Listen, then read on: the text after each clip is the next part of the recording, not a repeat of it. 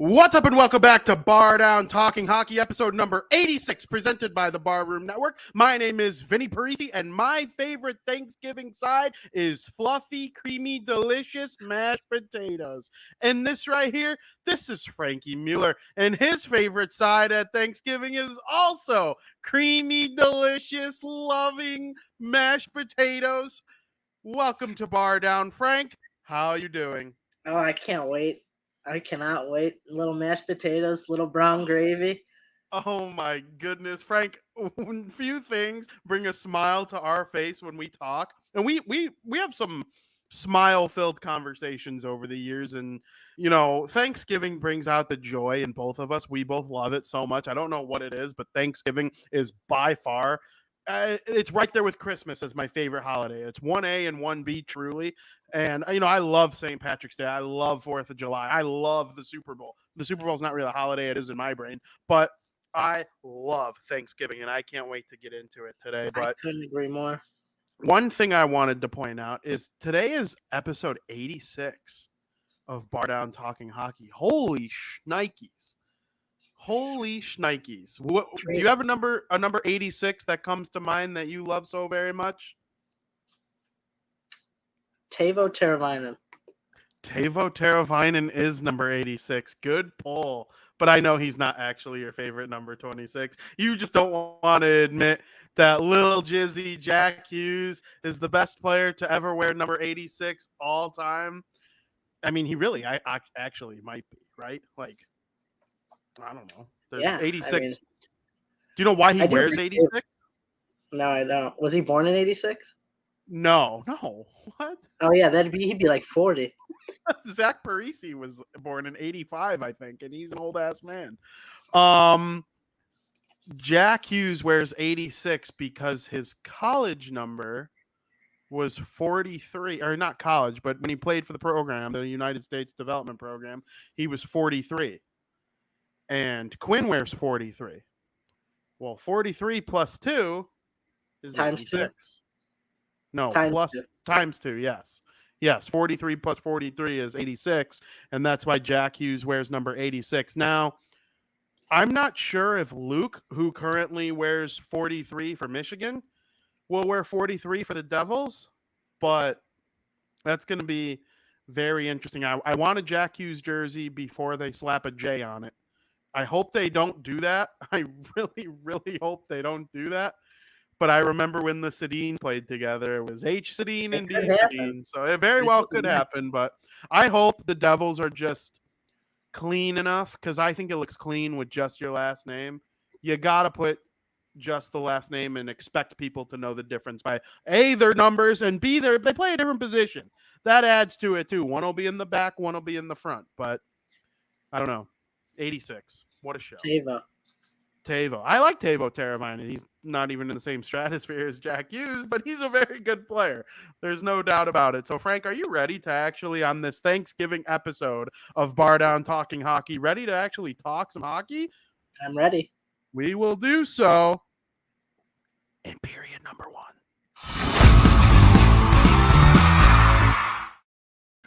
Welcome to period 1. Frank, you got your favorite side in the chat just in time. Like, I was literally praying that it would pop up as I was saying it, and I added the creamy, juicy, fluffy. I added that for a couple extra seconds, and it came through for me. I love when a plan comes together.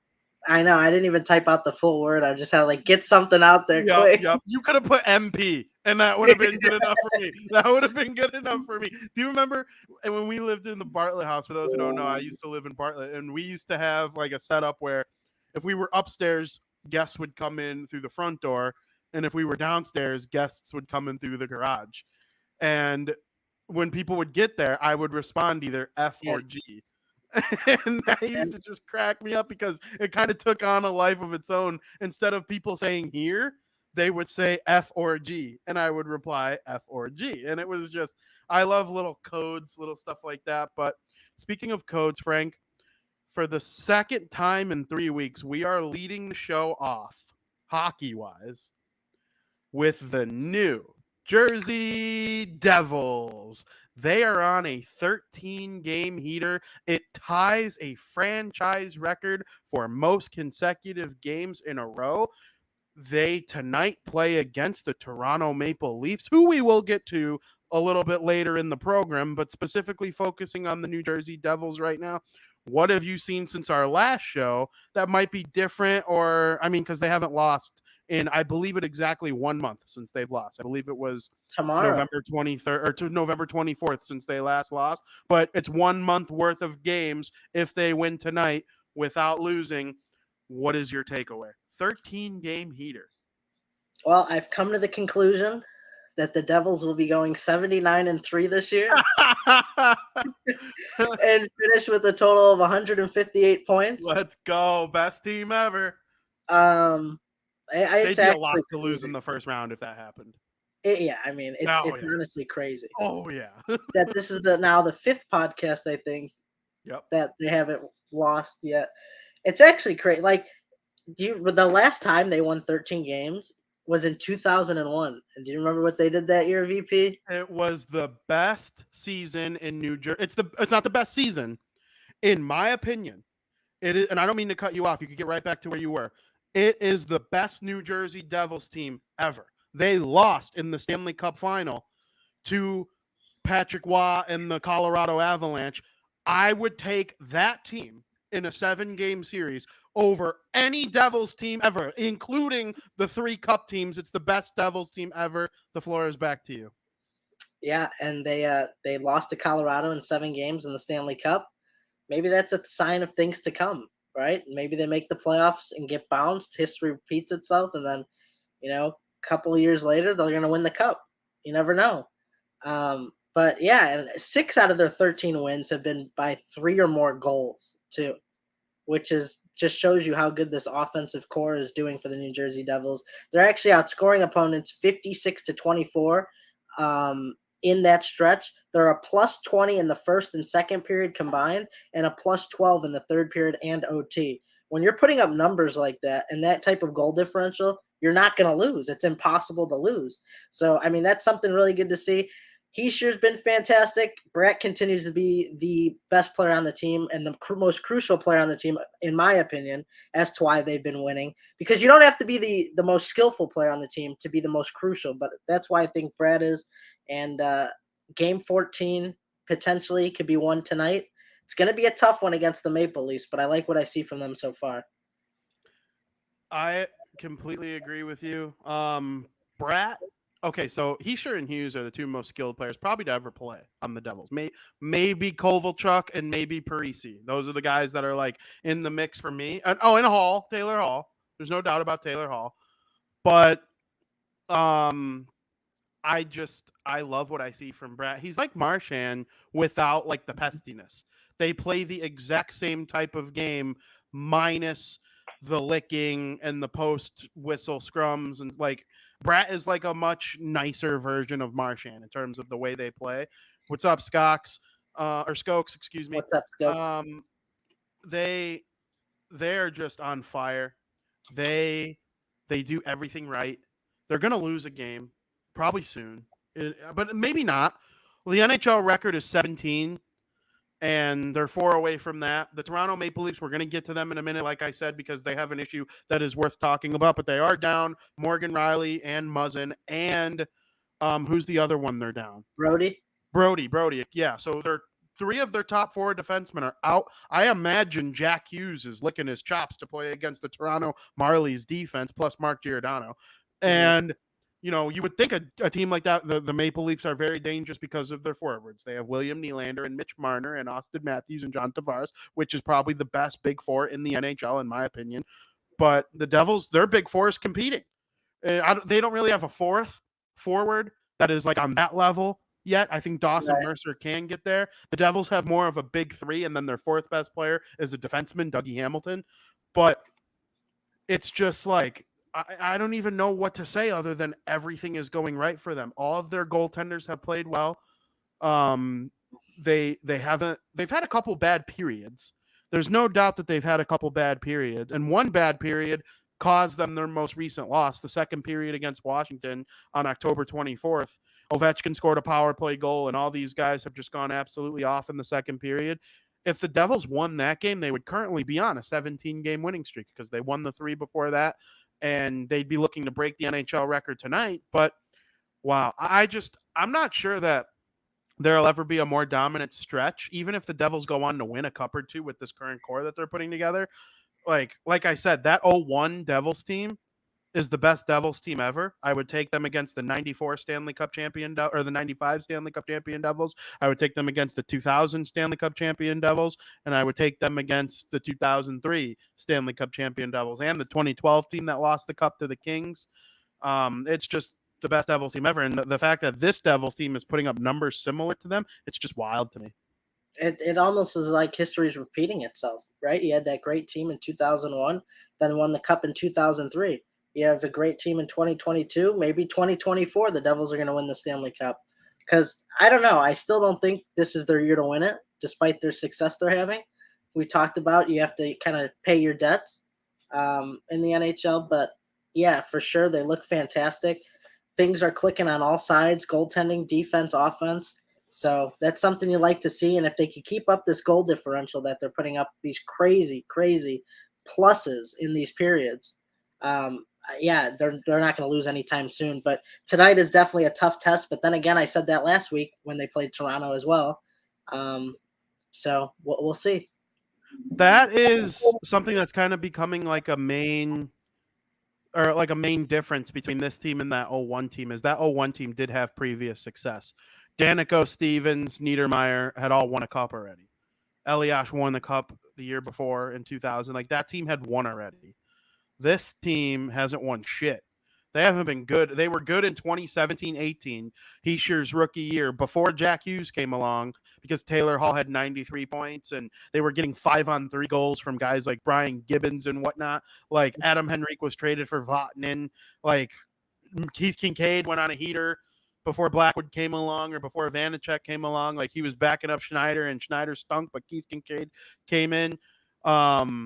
It's a little bit different in terms of how they got here, because other than that year, they haven't been good since losing the cup in 2012. You bring up like playoff disappointment. We talked about this last week. Almost every Stanley Cup champion in the last 10 years has gone through like significant playoff heartbreak before finally breaking through in the Stanley Cup final. I mean, freaking the Lightning. The Lightning won back-to-back cups, but they lost the cup to Chicago in 2015. They got dummied by the Pittsburgh Penguins in the 2017 Eastern Conference Finals. Like, they made it far and lost, and know what that joy or what that heartbreak felt like more than once, and how hungry you have to be in order to actually win the Stanley Cup. The only team since I've been watching hockey that I can recall kind of like winning the cup in that first year that everything started to come together for them was that Kings team in 2012. That team made the playoffs by the skin of their you-know-what in the final game of the season as the 8th seed. And then they beat Vancouver in the first round, who was the 1 seed, San Jose in the second round, which was the 2nd seed, and then Arizona or Phoenix at the time in the 3rd round, which was the 3rd seed. That Kings team, and then they beat the Devils in the Stanley Cup final. Outside of that team, I can't really think of a team that didn't have like some kind of playoff heartbreak in the past. And I mean, I'm thinking of like who my actual favorites are this year, like besides the Devils. The Bruins and Dallas come to mind. And Dallas lost the Stanley Cup final in the bubble to Tampa Bay. I think they're good enough to win the cup. We could I don't know if we're going to fully get to them in this episode. We'll definitely talk about the Stars in future shows, though, because they are that good. I could absolutely see them winning the cup. They've had the heartbreak. The Bruins, they won the cup in 11, but really only Marchand and Bergeron remained. Oh, and Krejci remained from that team. Like, other than that, the team is like almost. Are you with me? Hello? I don't know if I'm alone or if I am by myself, but I was talking about the Boston Bruins and the Dallas Stars being amongst the only teams that, Can you hear me? have a chance to make it far. Are you with me now? Have I been going this whole time? Yeah, you're good. Your picture's fuzzy. Oh, okay. So were you able to hear everything I was saying though? Yeah, just until a few seconds ago. Oh, You but we're all froze. good now. Yeah. Okay, that's some that's gonna happen from time to time. I'm honestly surprised it doesn't happen more to one of us. um, so yeah, those are the teams I could see winning the cup. The ones who have had playoff heartbreak, like even some of the teams that have surprised but are in the top 10 right now. Winnipeg, they lost in the conference finals in 2018. They are they cup good? They really Look at the might be. Blues. The Blues. We'll get to the Blues Blues. finally won the cup, but how many times they lose to the Hawks, the Wild in the playoffs? Like many consecutive years in a row they lost, and then they finally won the cup. Washington. I mean, Ovechkin raised that, and I still stand by the greatest picture ever taken in NHL history is when Robert Gordon, Bobby Orr flew through the air against the St. Louis Blues in the 1970 Stanley Cup Final, the clinching goal where he flying Orr. Mm-hmm. That's the greatest picture ever taken in NHL history. The second greatest picture ever taken in NHL history was Alexander Ovechkin taking the cup from Gary Bettman. I truly believe that. And the reason is he's just such an all-time great player that was so far from the cup and so much heartbreak that when they finally did it, it was outstanding. So yeah, I'm kind of in the same boat with you when it comes to the Devils and playoff experience. Now, before we get off the Devils, Keith Yandle went on national television last couple games ago. It was actually their most recent game when they were playing Edmonton. He went on TV and said he, under no circumstance, sees the New Jersey Devils making it to the postseason in general. Would you like to sound Keith Yandle's opinion? Yeah, that's a bad opinion. I think almost because of how well they've done, and they've won 13 games in a row, I would almost say it solidifies them to make the postseason. Because even if you go 500 from here, which they will, I will assume, they're going to make the postseason. And I know there's that crazy stat where I don't know if is it by Thanksgiving or Christmas if you're in a American playoff Thanksgiving. Yep. if you're in the playoff spot. Yeah. So I'll go with the odds here. I don't really see them playing less than 500 hockey the rest of the way. So that is a very poor opinion by Keith Yandle. They have a 10-point lead on a playoff spot. Yeah. We talked about this last year, and I think last year you kind of came around on this a little bit. It is hard to make up 10 points. Yep. It is hard because when the Hawks started, whatever, I was like, they're done.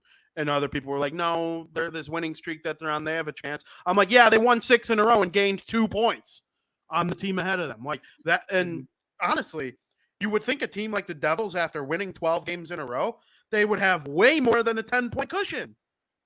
Yeah. They gained a 5-game cushion by winning 12 games in a row. I know, it's tough. That's how hard it is. And you know what? 6 points right there. Exactly.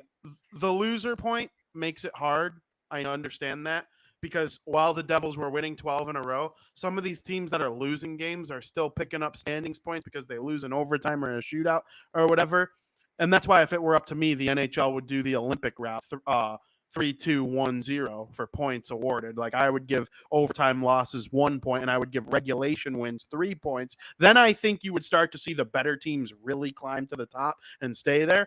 But almost all the Devils wins are in red. Who they beat in overtime? They beat the Leafs in overtime. When Yegor Sharangovich scored off the nice Jack Hughes feed. And then they beat Calgary in overtime the first time. And what do you say really quick? I know I keep saying we'll get off the Devils, but I got one more question for you. Newsflash. I like the Devils. I like talking about them when they're good.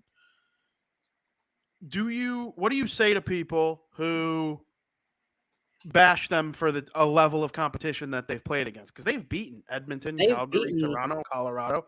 Just because have they also had Arizona, Columbus, Ottawa twice? Like, yeah, but you have to play those teams too and beat those teams. Like the Rangers aren't beating those teams every game. They lost to the Sharks.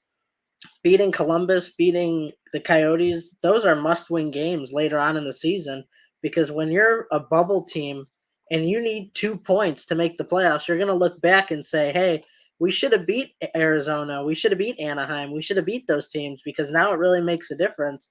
So, I mean, you can't really go by that. Now, I know a lot of people say, like, oh, you beat this and that, but they swept the Eastern Canadian road trip, the Western Canadian road trip. They became the first team ever to do that. And those aren't easy teams to play against. We see how well the Winnipeg Jets are playing. We see how well Toronto is. We see how well Edmonton is, Calgary. There's really no cupcake Canadian team besides, I guess you could say, Montreal.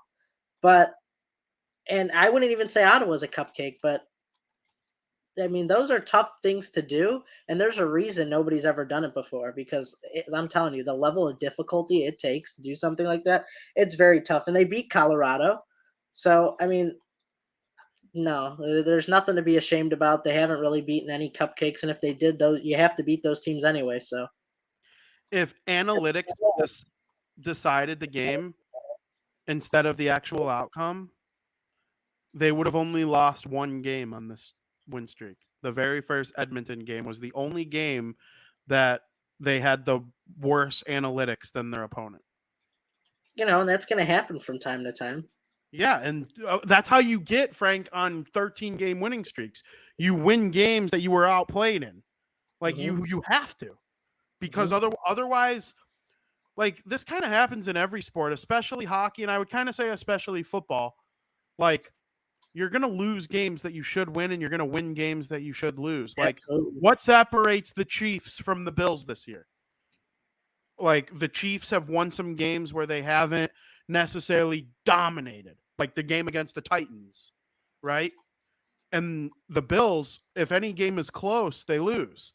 So, like, that's kind of the difference between, like, the Devils and a team that's just pretty good right now. I would put the Bruins on that level, too. And, again, that's another team we'll get to in a minute. But, 13-game heater, Toronto Maple Leafs tonight. We'll touch on the Leafs in a minute. But, Frank, I'm excited about the Devils. Your team, the Chicago Blackhawks.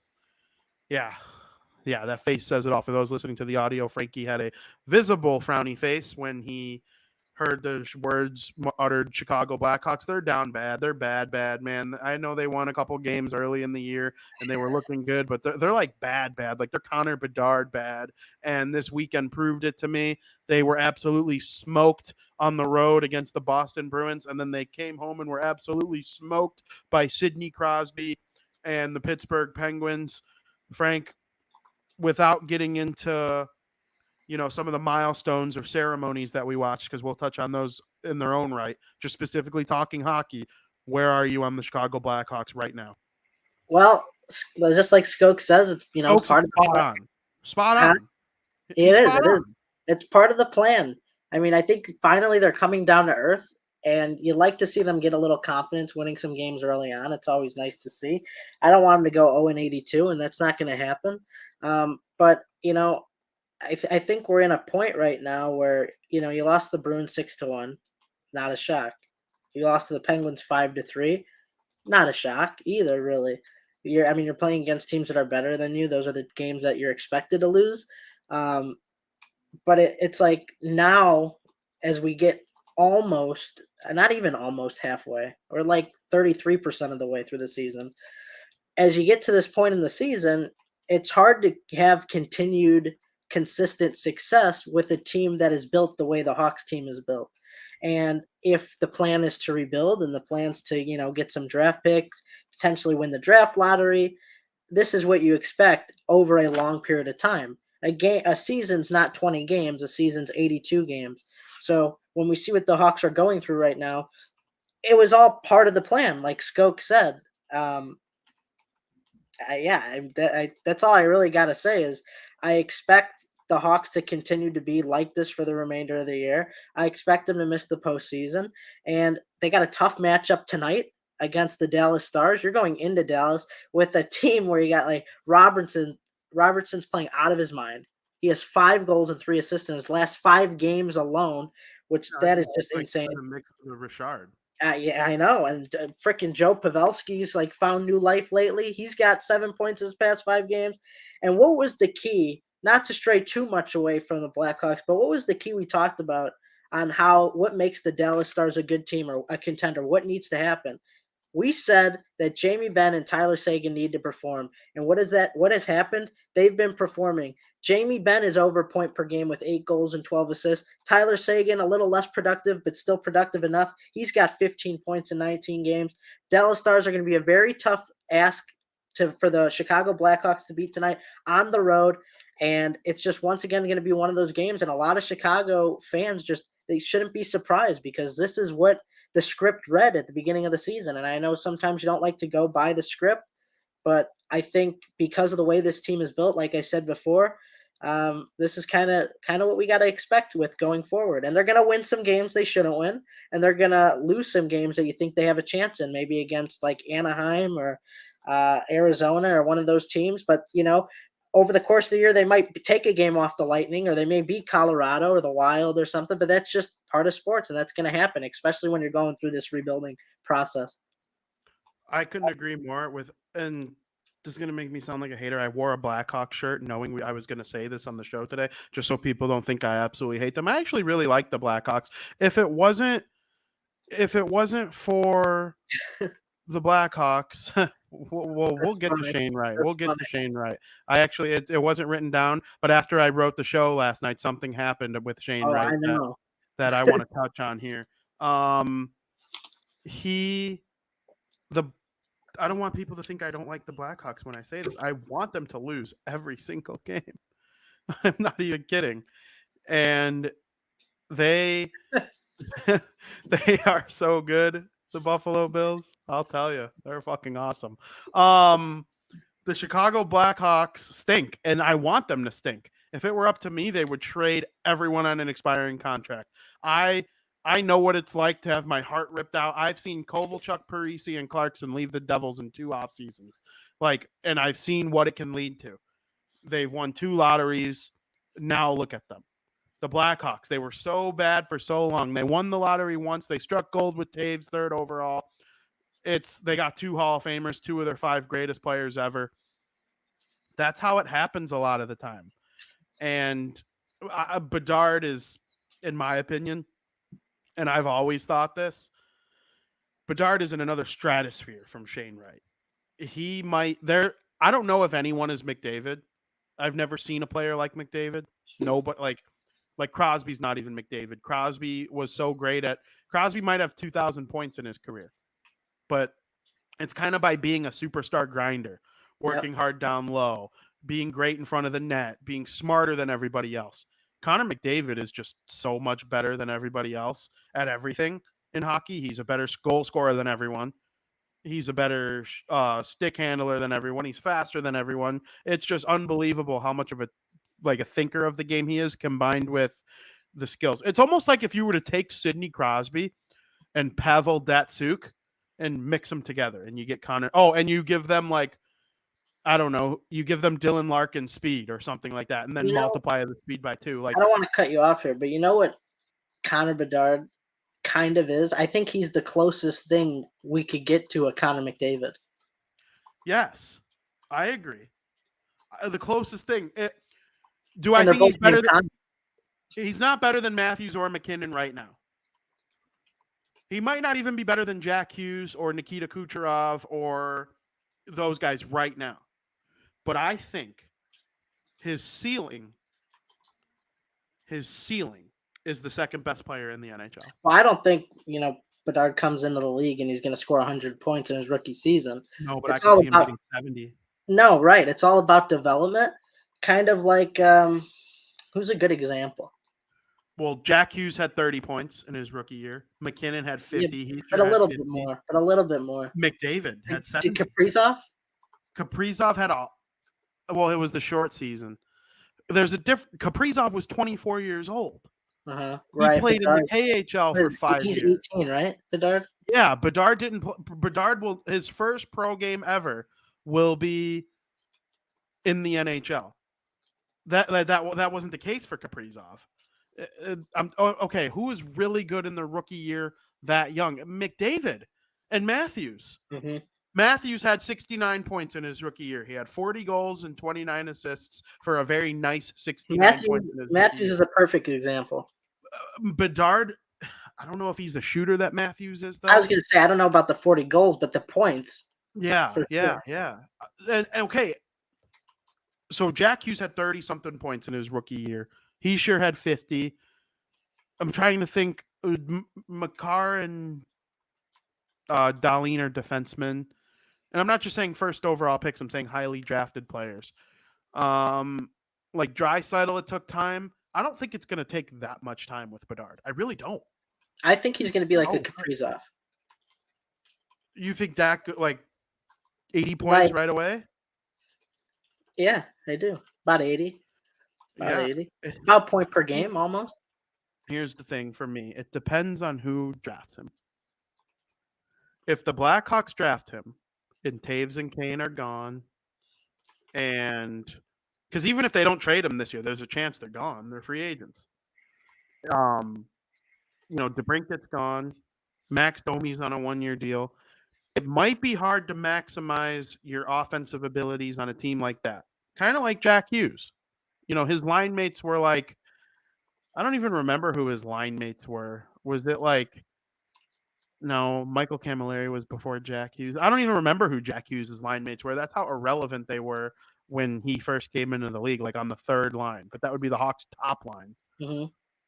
If he went to Anaheim, who's very much in the running for Bedard, then we could be talking 70, 80, 90 points. Like, because he'll play with Zegras or McTavish. He'll have Drysdale on the back end. Like, it kind of depends for me who he plays with. Even if he went to Arizona and played with Keller, I think the sky's the limit for him. The Hawks, I do think the Hawks would make a big move for someone to play with Bedard if they won the draft lottery, just so they can get him into the league feeling good about himself. That would be a smart move in my opinion. But that's all we're circling back to here is why it's kind of a good thing for the Blackhawks to just stay the course.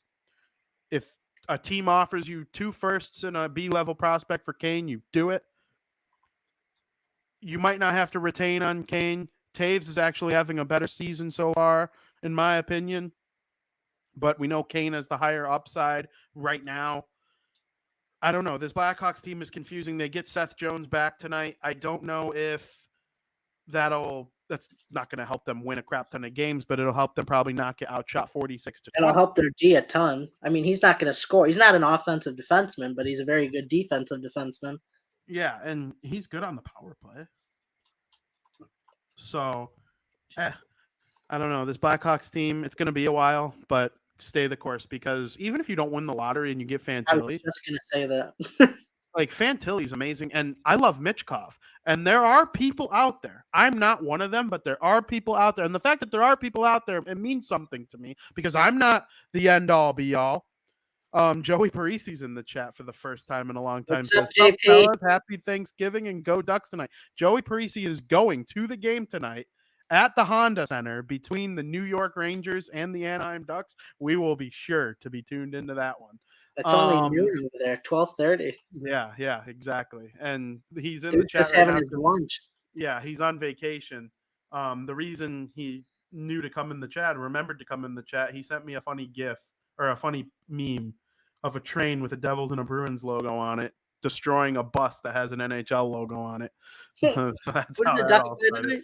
The Ducks play the Rangers. Yeah, no, Joey's gonna watch the Ducks get killed by the Rangers' second half of a back-to-back, though. Yeah, it's not like that in the NHL. It's the other way around. Yaroslav Halak. Doesn't matter. It's the other way around in the NHL. On the second half to a back-to-back, you'll win in the NHL. I hope the Ducks destroy Yaroslav Halak. I don't know. The Blackhawks, so what I was getting at, Michkov. He's locked into the KHL for 3 more years, I think. But it might be worth the wait if you have the 3rd overall pick. It really might be. There are people, and again, I'm not the smartest person in the world. Just because I don't necessarily agree doesn't mean I'm right. They believe that Michkov is like close to Bedard. Like not quite Bedard, but like he'd be the clear-cut 2nd overall pick if the whole KHL contract thing wasn't a problem. So the Blackhawks, if they finish with the worst record in the league, are going to get a good player because you can only finish minimum of 3rd if you have the worst record in the league. I don't think they're going to finish with the worst record in the league, though. I'm looking at the standings right now. The only teams below them are Vancouver, who's tied with them. Arizona has 1 less point. Ottawa has 2 less points, and the Ducks have 4 less points. And when the Ducks beat the Rangers tonight, they will have 2 less points. You're a very confident man.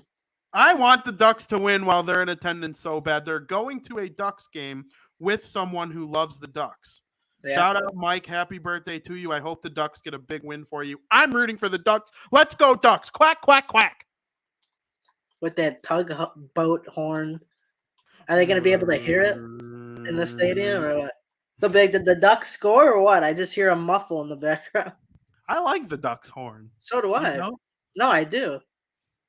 It's a good horn. And then they play that one song. Whoa. I like the Ducks. It's so low. It is low. It's like, get with the times. That's something that they just had to come up with back in the day. They had to just pick something up like, quick, think of something. Go, Johnny, go ring your boat horn. We're going to record it really quick so we can play it when the Ducks score. Do you know who owns the Ducks? Nah. Disney. Disney owns 2 teams. So Walt the Disney Mighty Ducks of Anaheim. There's a movie after them. And Angels in the Outfield. There's a movie after them. There's a reason those 2 teams are in those movies because Disney owns them. But yeah, I love how just talking about the Blackhawks led to us talking about the Mighty Ducks because of JP being in the chat. But yeah, I blame JP. Yeah, so Blackhawks, they stink. They're bad. Like, they're lottery sweepstakes team for sure. I do believe Bedard goes to one of Anaheim, Ottawa, Arizona, Vancouver, Chicago, Columbus. I think Buffalo, San Jose, Washington, the teams right above them, all those teams I named, I think they will have good stretches and bad stretches and still be a bad team, but competitively bad. I think that the Blackhawks are in that mix with those 5 teams. I actually think Vancouver is going to rise above too. I'm removing them from that list. Anaheim, Ottawa, Arizona, Chicago, Columbus. That's my Bedard's going to one of those 5. The Hockey Network has the Hawks taking Leo Carlson from no idea who that is. 3rd overall. No, I know about Leo Carlson. He's going to go in the top 5 for sure. That means that whoever wrote that blog believes that there are going to be teams bullish on taking Michkov, which is very likely to happen. That is. I've never heard of this guy. Do you remember the 2019 draft when Hughes went 1st overall, Capo Caco went 2nd to the Rangers, and I was adamant that the Blackhawks should take Bowen Byram 3rd overall. Yeah. They took Doc. 4th was Turcotte. 5th was drawing a blank on who 5th was. Oh, it might have been Moritz Seider. Anyway, I think 6th with Moritz Seider. The kid who was supposed to go 3rd or was supposed to go 4th after Bowen Byram, even ahead of Kirby Dach, was Vasily Podkolzin, who plays for the Vancouver Canucks now. The Canucks took him 10th overall. He fell all the way to 10th because of a very similar situation with Michkov. Now, I think Michkov is worlds better than Podkolzin. Podkolzin's very okay right now, but he's not a superstar or anything like that. Contributing NHL player, fine. But the draft, I heard Steve Dangle say this one time. The draft is like the big scary tiger cave in Aladdin. And you just walk in and you never know what you're going to get. And sometimes it could just be the big scary monster in there who just wants to slumber. He says that they have Michkov going 4 to Philly. How would you feel about that? I would feel that Kyle Davidson clearly wants to draft people who are going to be able to come over and be a part of his organization right away. If he's okay with waiting, he'll take Michkov. The only person in the world who knows that mindset of the team is Kyle Davidson and his staff, and maybe not even his staff, maybe just him. If it were me running a team, or if it's me evaluating Kyle Davidson, it's like, dude, you told me it's a 5-year plan. So what the age difference does it make if Michkov comes next year, the year after, or the year after that? Like, you're telling me it's a 5-year plan. You draft a better player then. Right. If you think Michkov is a better player, but you got to wait 3 years for him, but you're telling me it's a 5-year deal, it almost lines up perfectly. So how would you feel? I mean, I kind of agree with you. But what I meant is, how would you feel about him going to Philly? Oh. Yeah, that would suck. Yeah, because in the freaking Metro, it already is a disaster in the Metro. You have Crosby, Malkin on Pittsburgh. You have Ovechkin on the Capitals. Jack Hughes and Nico Hischier are on the Devils. Carolina's loaded with Aho and Svechnikov. Svechnikov might be the best, a top 5 goal scorer in the league. Ian Teravainen is like a depth player. They have great defense. The Islanders, they don't have like a star, but they just always play a good sound game. The Rangers have Fox and Shesterkin, who are going to be the backbone of that team for a long time. Panarin and Kreider and Zibanejad are all going to get old. They haven't done a good job developing Lafreniere or Kako, but they have, a good foundation. Columbus has hockey, but like an elite winger, like outside of Philly and Columbus, they really don't have like this future super duper star to build around. So if they got Michkov and he became that guy, that would be less than ideal. Yeah.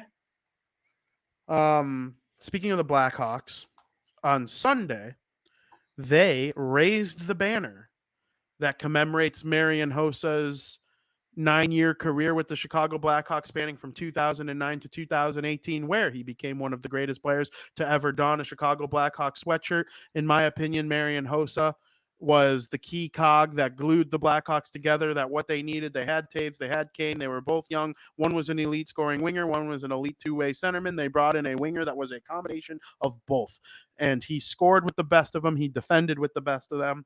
Yep. And they won 3 cups as a result of his leadership.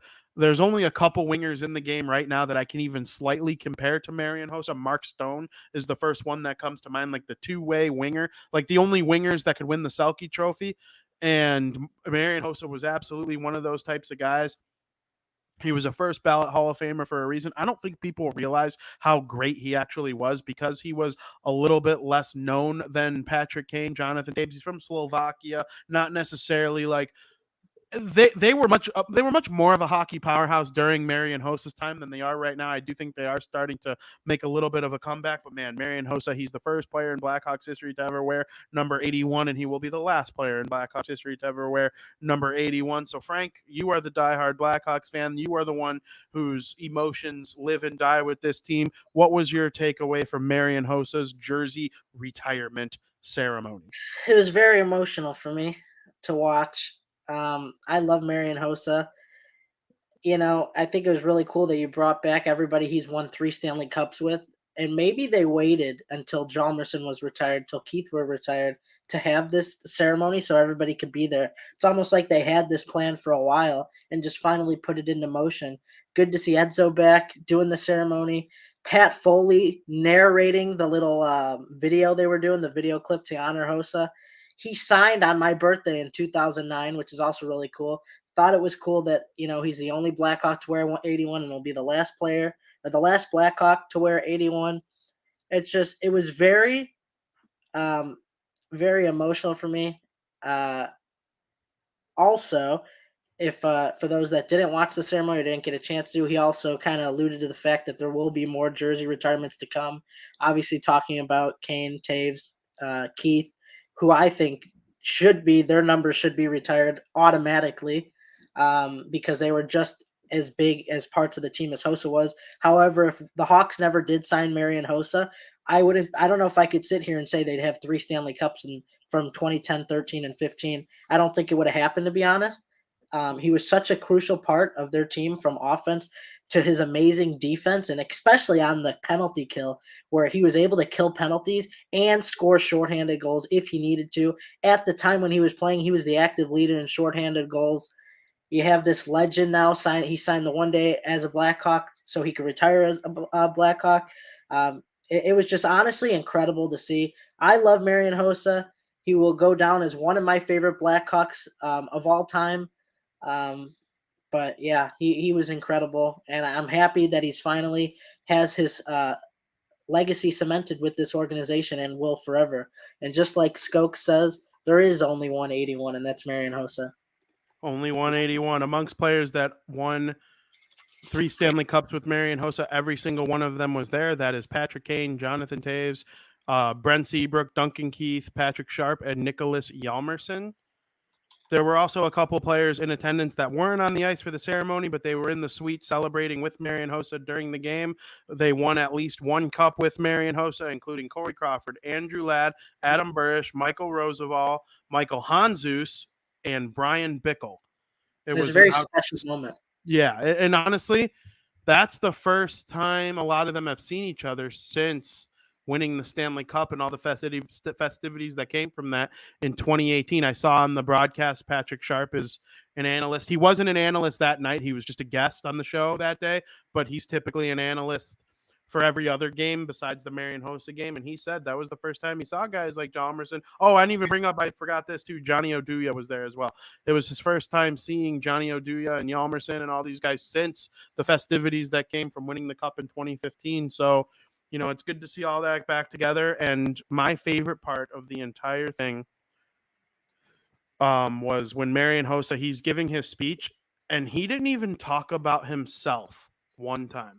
His entire speech was basically him thanking every single person that helped him get to that point. And he said that he's going to be flying back into Chicago for a few more of these. And I'm thinking to myself, he's spot on. They went 25 years or something without retiring a number. Now they're going to retire 5 or 6, I would think. I mean, nah, they're not going to retire 7. 5's pushing it, but I would say there's 3 locks. There's 3 locks.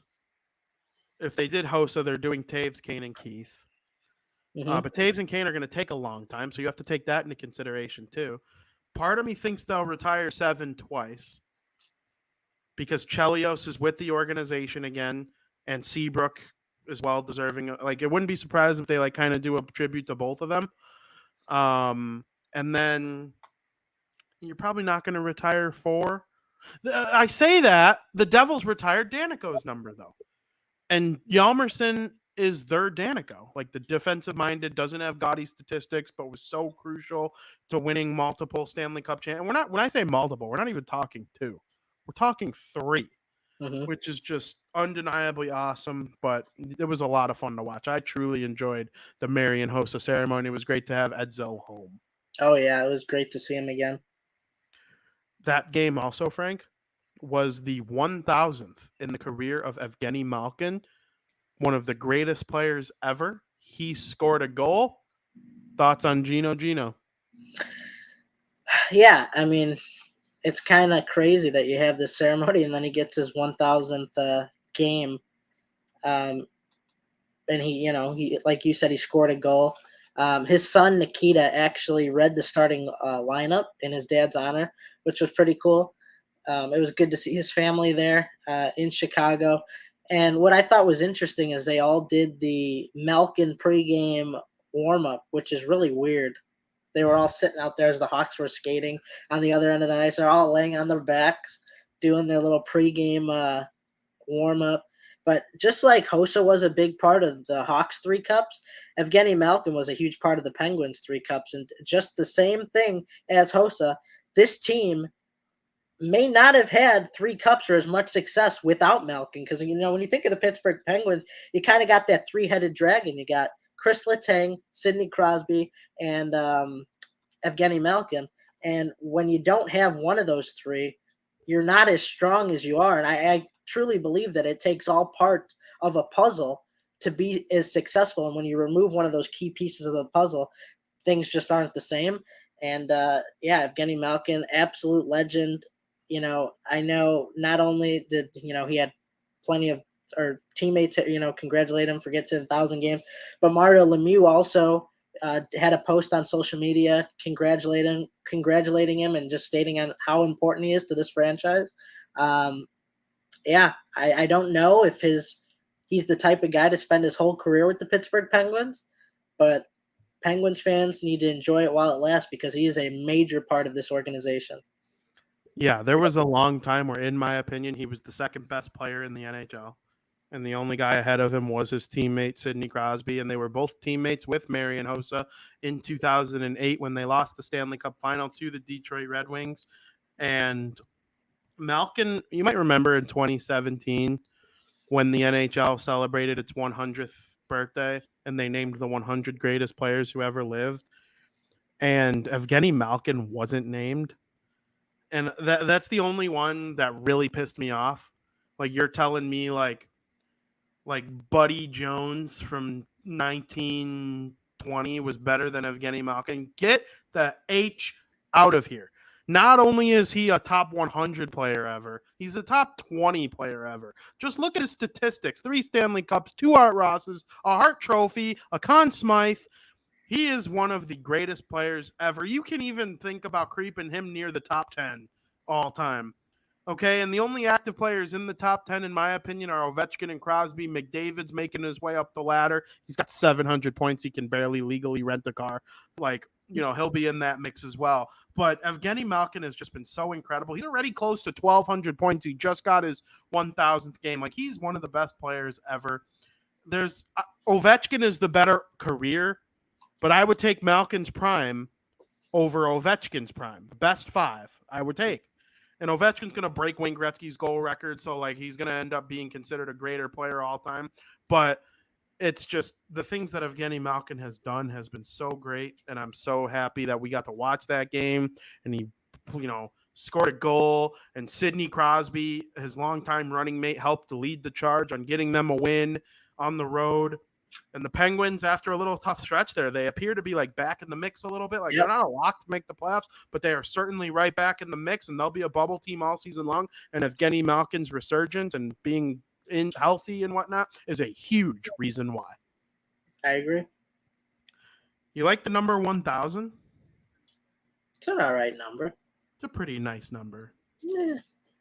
1,000. Patrice Bergeron scored his 1,000th point in the Boston Bruins' most recent game. He is one of 4 Boston Bruins players to score 1,000 points while wearing a Bruins jersey. Of course, appropriately, it was an assist on a goal scored by Brad Marchand, who is his longest running mate of any player he's played with in his career. So, Frank, Patrice Bergeron, what's your take on his incredible career? Patrice Bergeron has always been my favorite Boston Bruins player of all time. So I'm glad to see him hit a milestone of 1,000. When Patrice Bergeron scored the assist, I should say, the Bruins had a video prepared for him, waiting to congratulate him on everything, which is something fantastic.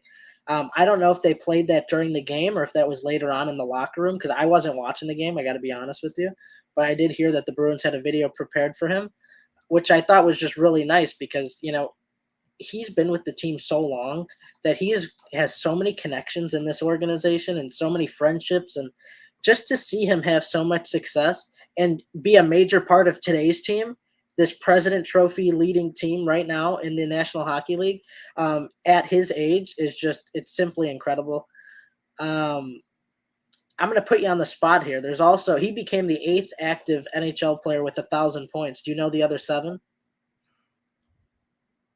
Sidney Crosby, Alex Ovechkin, Patrick Kane, Anze Kopitar, Nicholas Backstrom.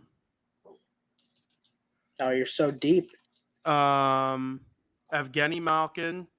Yeah, you need one more. This is the tough one. Oh, yeah, you got it. Eric Staal. That's the tough one, though, out of all of them. Yeah, because he's like on the Florida Panthers, and not many people realize that. Yeah, nobody think of like Eric Staal as like this one. Yeah. Which is a shame because he has had a freaking amazing career as well. Oh, yeah.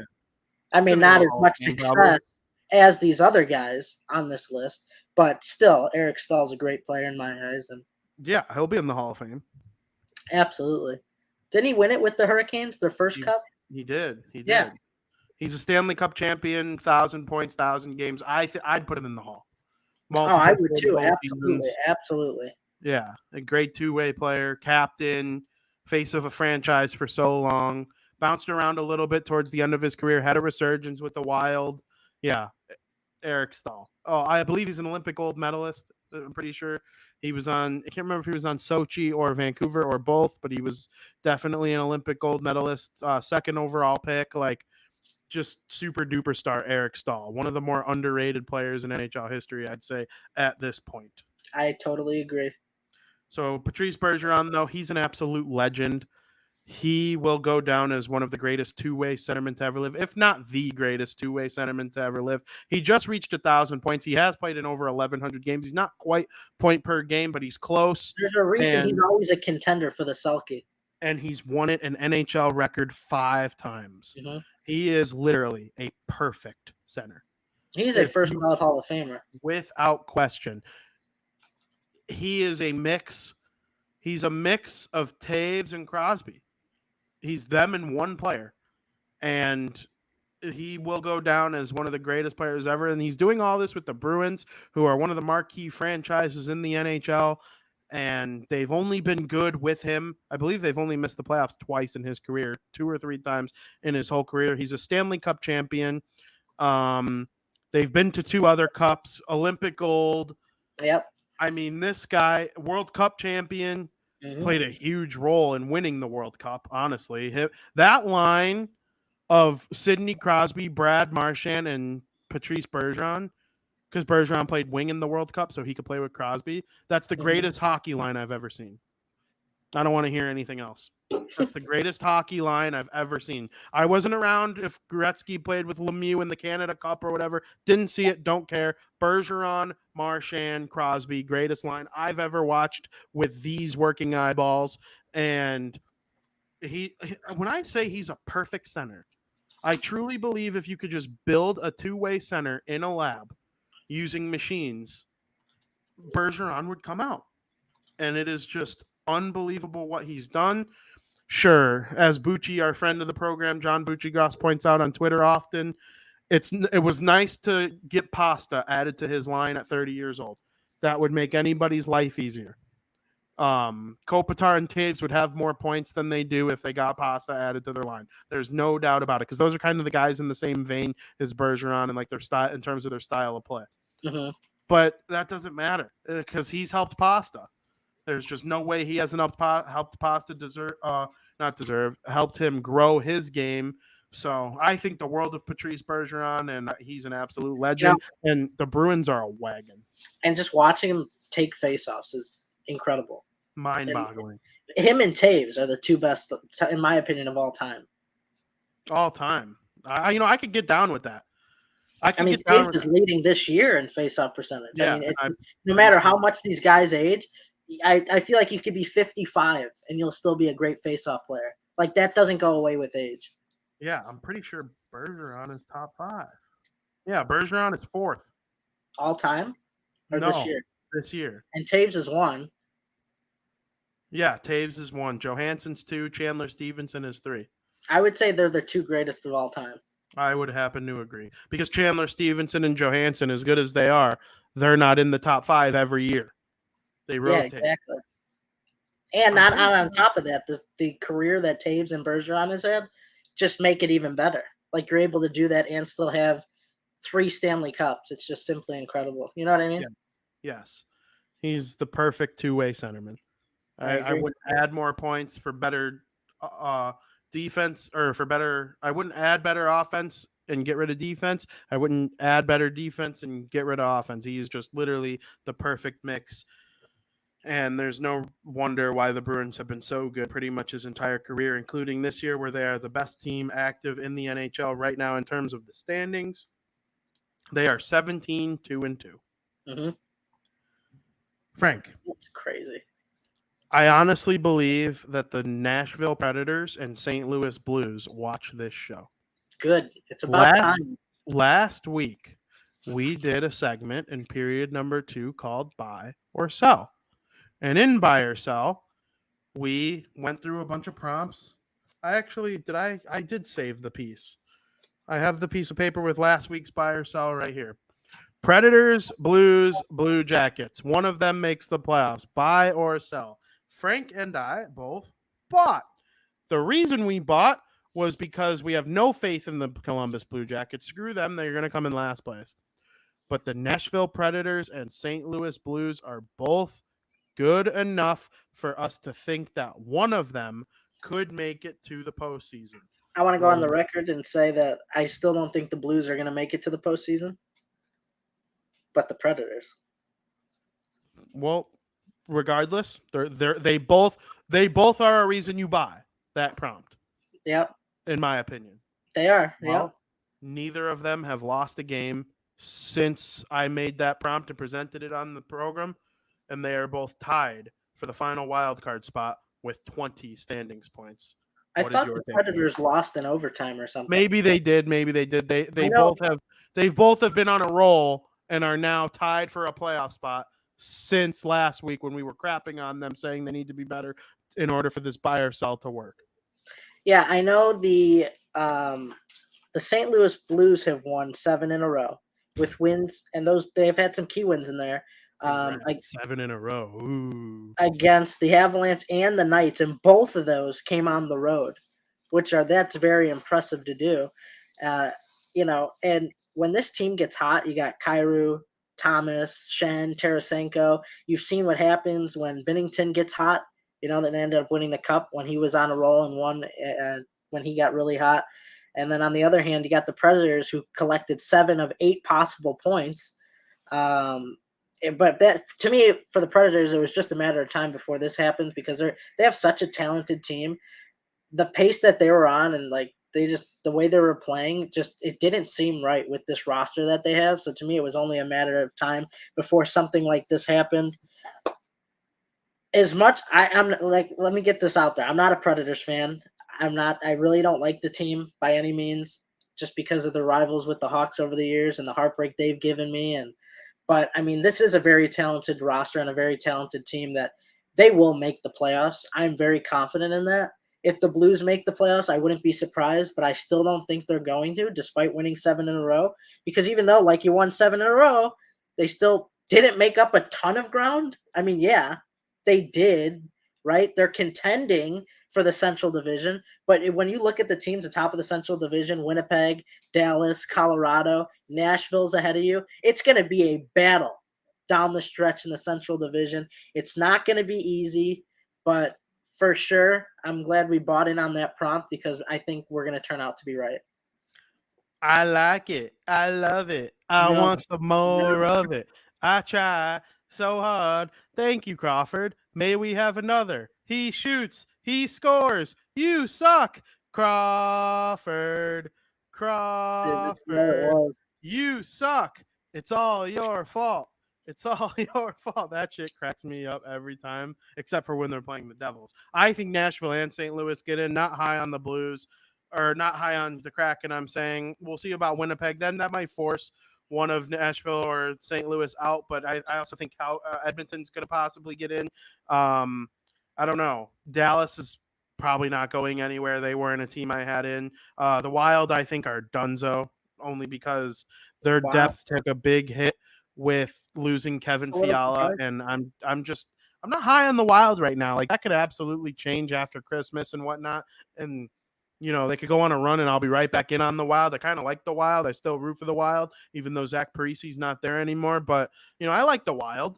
I like them more than any of the other teams I just named in terms of my fanhood. But in terms of what I'm seeing with my own 2 eyeballs, Edmonton and Calgary are struggling, but they did last year too. I fully expect them to be right there in the mix by the time we reach January, February, the All-Star break-ish. Mm-hmm. I need a Battle of Alberta in the postseason again. I don't want a one and done. It was so nice to have one last year, and if we didn't get another one this year, that'd be really disappointing. But Nashville and St. Louis, they're on a roll. They'll be right in the mix all season long. The Blues, I hate Jordan Binnington, but they got good forwards. Pavel Buchnevich was the second star of the week last week, and they're just fun. And so in Nashville is too. And we'll see what happens, but it's good to know they listen to our show. I do think the Blues could get it done with Binnington though, because we've seen it before. So do I. I just hate him as a person. He sucks. There you go. There you have it. We touched on the St. Louis, we just literally touched on the St. Louis Blues. The Toronto Maple Leafs. They are on the road in Newark to face the New Jersey Devils. Really quick, Skoke says, I hope Columbus are still better for the Hawks' sake. Yeah, the Columbus Blue Jackets are better than the Blackhawks, in my opinion. They are. They get good production, like Goudreau, is sticking around. Like, they have better goaltending, in my opinion. Their D is better. Werenski being out for the year really hurts them. If I were Columbus, I would sell off and try to get Bedard and try to be worse than the Hawks. But, we'll see what the management decides to go with there. But back to the Leafs. They're missing now Morgan Riley, who was just put on the injured list. He's going to be missing for a couple weeks now. So he joins TJ Brody and now I'm drawing a blank on the other one. Muzzin, Jake Muzzin. Muzzin and Brody, yeah. Yeah, so their D is now down to Mark Giordano on the top pair with Justin Holl. So former Norris Trophy winning Mark Giordano, but that was like 7 years ago, and he's in his high 30s now. Their second pair of Rasmus Sandin and Timothy Liljegren. That's a pretty good second pair. I think that probably would still be their second pair or their third pair if they were fully healthy. But Timothy Liljegren is awesome. We saw him get drafted live. Mm-hmm. Victor Mete on the third pair with Jordy Ben. Jordy Ben has been pretty good with the Toronto Maple Leafs this year, but I think the New Jersey Devils are going to absolutely feast on that D. But even with this D, they've been collecting points and winning some games. They are currently 10-5-5. I like where the Leafs are right now. If they add those three back by the end of the season, and Matthews is really going to start getting going. He scored just one of the most beautiful tip goals you'll ever see. Like, he tipped it where the trajectory of the puck had to jump up 3 feet to hit the corner of the net. And people are like, oh, do they do that on purpose? Yeah, they absolutely do that on purpose. Matthews knew exactly what he was trying to do when he tipped that puck and it went in the upward trajectory like that. Did he know it was going to perfectly hit the corner like that? You hope for that. But he knew he was projectiling that puck in the upper left direction, and it was either going to hit the post or go just wide or go in the net, and it certainly went in the net. And I still think he's going to be amongst the league leader in goals. He only had, he's at the exact same pace he was last year, which is just wild to me that he ended up with 60 looking back. Like, he ended up with 60 goals after having 10 goals in his first 20 games last year. And so if he really starts to turn it on, like I think he's going to, he's got a couple hat tricks still in the book, like ready to come out. Like, Austin Matthews is going to get going really soon. He already kind of is. And I'm high on the Leafs in terms of their regular season performance. They're in second place in the Atlantic Division. That's probably where they will land. I mean, they're 9 points behind the Bruins for first place. Those games can be made up with head-to-heads and whatnot, but it's going to be interesting. I think the Leafs, though, with this D, they got to tread water through Christmas.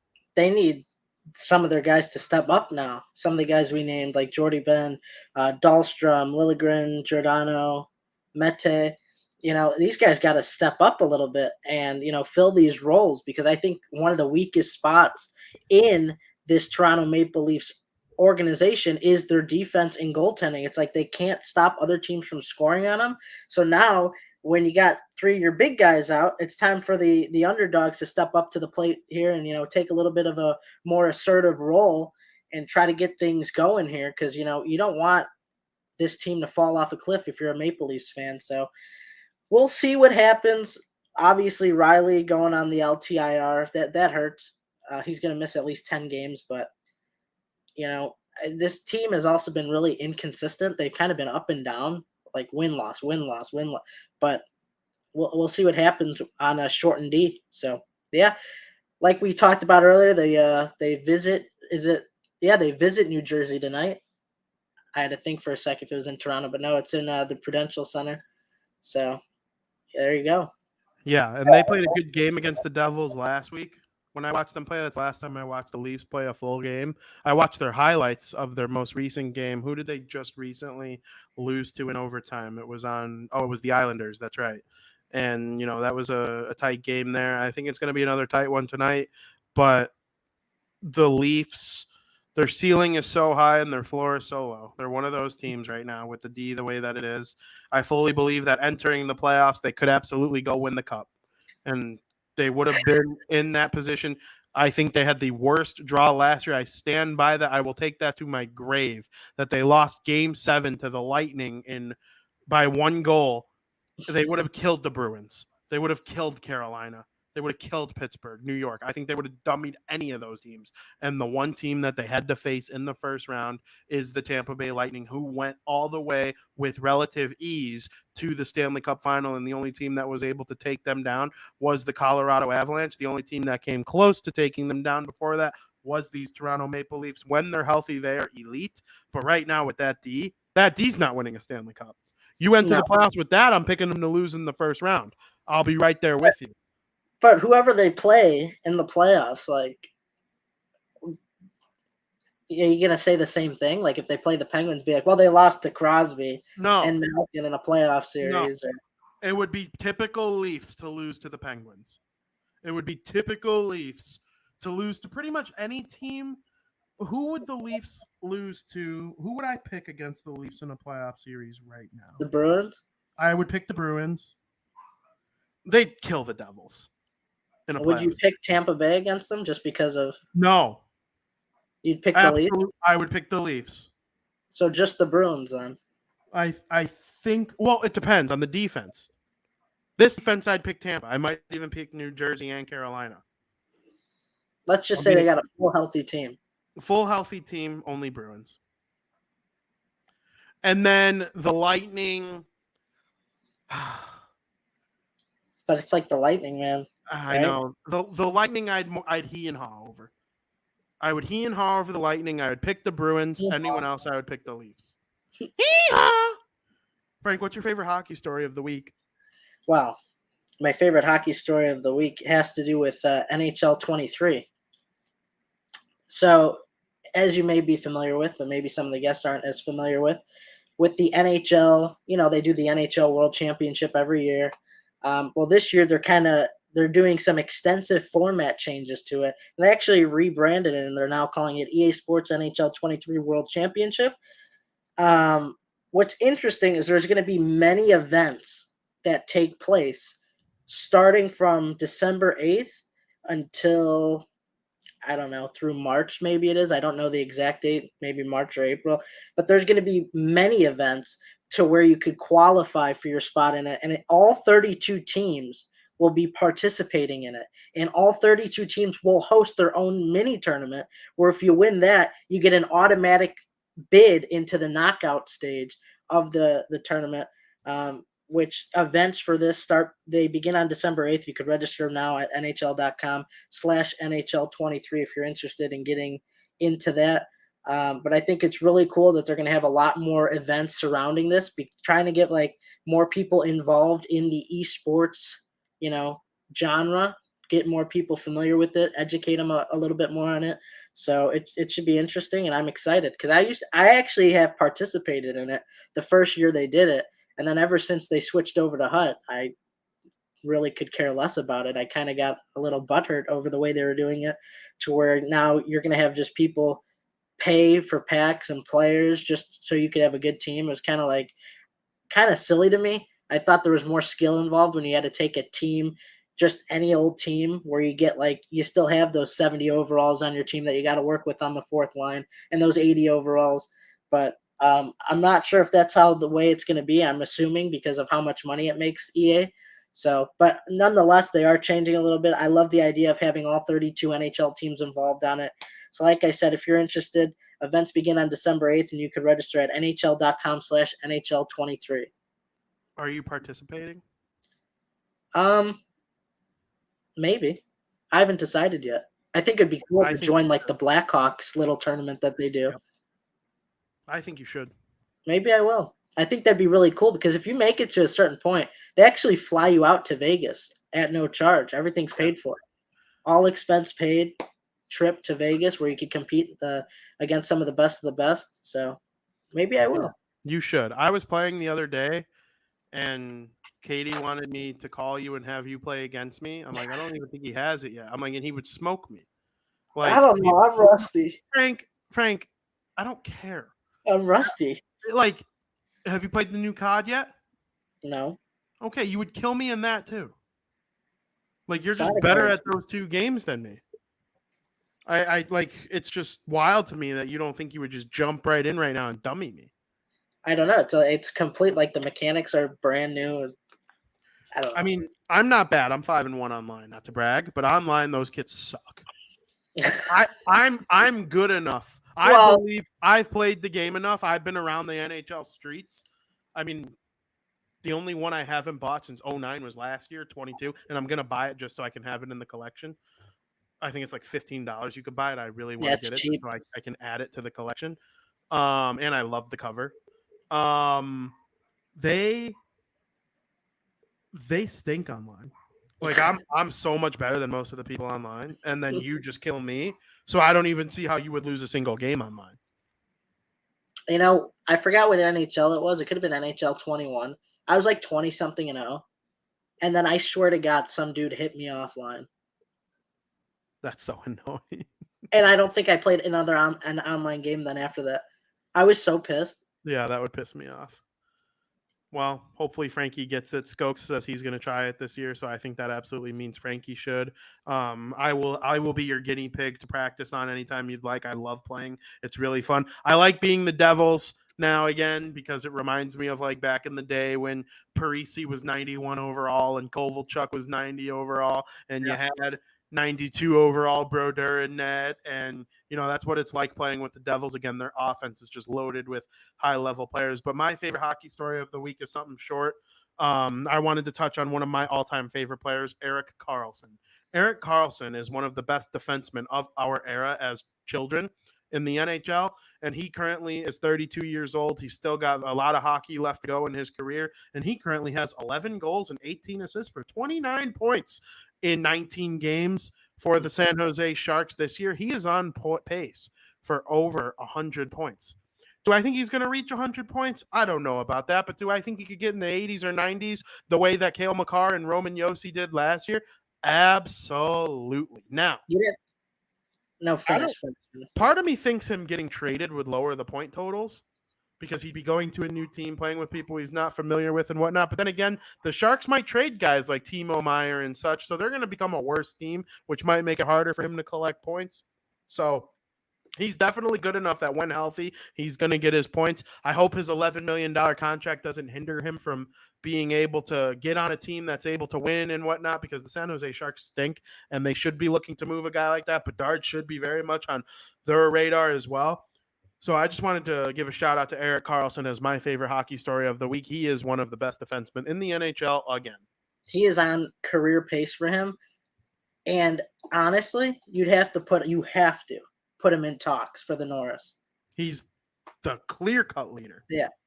Well, a lot of people don't. I've seen some posts. A lot of people think, he's going to slow down, which he can. I'm not saying he's not going to slow down. Of course he could slow down, but he's got to be in the talks for the Norris for sure. Right now, my 3 finalists would be him, Rasmus Dahlin, maybe Dougie Hamilton. I mean, is Dougie having that good of a year? Yeah, oh yeah. I mean, not that good. He's got like 15 points, but that's a lot for a like Makar doing? Makar's finally getting it going. He'll get nominated by the end of the year, but we're talking strictly right now. Like, who from the D's ahead of him? Erik Karlsson. Karlsson would have to be the winner if it ended today. Oh, I'm forgetting a big one. Adam Fox has 23 points. That's a lot of points. And he's I still think Karlsson would win it. Oh, no, he would win it for sure. I was thinking like nominees though. It would be Fox, Dahlin, and Karlsson. Yeah. Would be my 3 nominees. Dougie will be in the mix. He'll be top 10 votes, but having like 9 less points than Fox and Dahlin right now. Yeah, that'll hurt. But yeah, he'll get some votes. Yeah, for sure. I mean, and if he goes on like a massive point tear, he'll be right in the mix for the lead, but we'll see. Maybe I'm a little biased, but I do think Dougie Hamilton has just been absolutely fantastic for the New Jersey Devils this year. A little bit of housekeeping before we head into period number 2. The show's a little bit different because we are going to dedicate our entire third period to one of our favorite holidays, Thanksgiving. So we're kind of rushing through things a little quickly. The entire first period is NHL. Then our typical third period of fun/other sports is being moved to the second period. So a little bit of housekeeping to wrap up the NHL. Shane Wright scored his first career AHL goal yesterday. And before I move on and touch on the rest of the stuff, what's your takeaway from Shane Wright finally getting his first professional goal in the AHL? You know, did the Montreal Canadiens know something when they didn't take him first overall? Because it's kind of like funny to me. Because now he's back down in the AHL, which there's nothing wrong with that. Some guys like that just need time to develop, and maybe it's the right thing to do because Shane Wright didn't look like the number 1 overall pick that people thought he was. So, I mean, let him have success in the AHL for a year and then bring him back up and see what he could do for the Kraken because Kraken aren't going anywhere. So why waste his time up there now, right? I think it's a good move sending him back down to the AHL, but it's almost like the Montreal Canadiens knew something by not taking him. I firmly blame the Seattle Kraken. I do. I think they're dumb organization for doing this. First of all, Shane Wright isn't AHL eligible. You are allowed to go on a conditioning stint to the AHL if you are a healthy scratch for 5 consecutive games or more. So Shane Wright became AHL eligible for 5 days because of this conditioning stint that he was allowed to go on for being a straight scratch. I think it's 14 days. It's 5 games scratched in a row. You get 14 days in the AHL. He goes down. He dominates. I mean, the goal he scored was like, it was his first AHL game he scores right away. He dominated. He's clearly better than every player in the AHL. The Seattle Kraken can only either have him in the NHL, and this is an agreement that the leagues have with drafted players and depending on their age. He either can only play for the Kraken or his OHL team. Who's his OHL team? It wasn't the Erie Otters. No, I could picture it. Wait, I could picture it too. It's like, it's not, is it the Regina St. Pat's? Or is that, what team does Bedard play for? Bedard plays, I'm drawing a complete blank on both of their junior teams right now. I'm pretty sure Bedard plays for the Regina Pats. Yes, Bedard plays for the Regina Pats. Shane Wright played for... It wasn't the Knights, right? The what? The Knights? Oh, no. Hold on. I'm working on it. Oh. Why is it doing this to me? I'm completely just struggling to find the page I need to go to in order to find what team Shane Wright played for in the OHL. It was the... Oh, yeah, duh. It was the... Hold on. The Kingston... it was Kingston. Skokes is right. And then Bedard plays for the Pats. Yeah, absolutely. Sorry, that was a complete mind fart there. But if they sent him to Kingston, he would dominate. He would absolutely dominate. And I think that'd be good for him. Go down there, dominate. Don't be, wasted playing in the AHL where you're seriously so much better than everybody else. But it's a slower league. Like, at least in Kingston, he'd be around kids his age who are fast and whatnot. Or play him in the NHL and let him grow. Like, I just don't understand what Seattle's doing with him. You bring up Montreal. Honestly, if the draft were redone based on what we know right now, Logan Cooley might go number 1 overall because he's been so good with Wisconsin this year. And the Devils have been using Nemec in the AHL, which is nice. Nemec comes from Europe, so he's allowed to play in the AHL. It's just all sorts of weird, depending on where you come from, what leagues you're allowed to play in your rookie season or your first year of NHL eligibility. But yeah, Shane Wright, first goal. He looked so much better than everybody else in that game that he played. And I'm interested to see where it goes for Seattle, because if they can figure it out, then having him and Beniers will be so nice. I'm not out on Shane Wright by any means. I'm not either. I mean, he's so young, too. You can't just go off not even a full season. So we'll see. Absolutely. So, and then right before we went on air, to cap off the housekeeping, Ryan Reeves was traded to the Minnesota Wild for a 5th-round pick in 2025 by the New York Rangers. Kind of an interesting move. They acquired Ryan Reeves so that he could fight Tom Wilson. Well, Tom Wilson's out till December with an injury, and the Rangers don't seem as intimidated by the Washington Capitals as they were. Any takeaway from this, or is it just a Wild adding a little bit of toughness in case anyone looks at Kirill Kaprizov funny? I think it could benefit the Wild. I think they could use a little toughness, and I mean, why not? We know Reeves is a tough guy, so I don't think there's anything big to say here. I don't think it's gonna ultimately help them all of a sudden win 10 games in a row. But yeah, good for Reeves, I guess. Yeah, it's interesting. Like the Wild, there are people saying, like, I read some of the comments, like, oh, now he has a better chance to make the playoffs. Are you high? Like, what? The Rangers have a better chance to make the playoffs than the Wild. The Rangers have been far below expectations so far this season. There's no doubt. The Islanders and the Devils both look worlds better than them, but I just don't understand how you could say something so crazy. But people are weird. Frank, People are weird. Let's change up the conversation a little bit as we head into period number 3.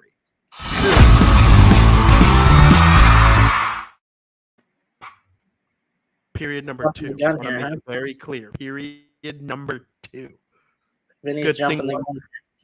Good thing what period pops up doesn't revolve around my voice, and the smart person making the clicks actually has the power here. Frank, let's talk about some things that are fun that aren't related to hockey. Let's start with the NFL. Chicago Bears stink, and they're having the exact same season I predicted they would have once we were in the offseason. Justin Fields has looked absolutely incredible, but the team's roster is absolutely putrid, and they will win no more than 5 or 6 games. What is your takeaway from this team? Yeah, they look bad, but they're scoring a lot of points, which is good. I think that depending on how high their draft pick is, and I think you could rebuild around Justin Fields. First things first, you need to help the O-line a little bit.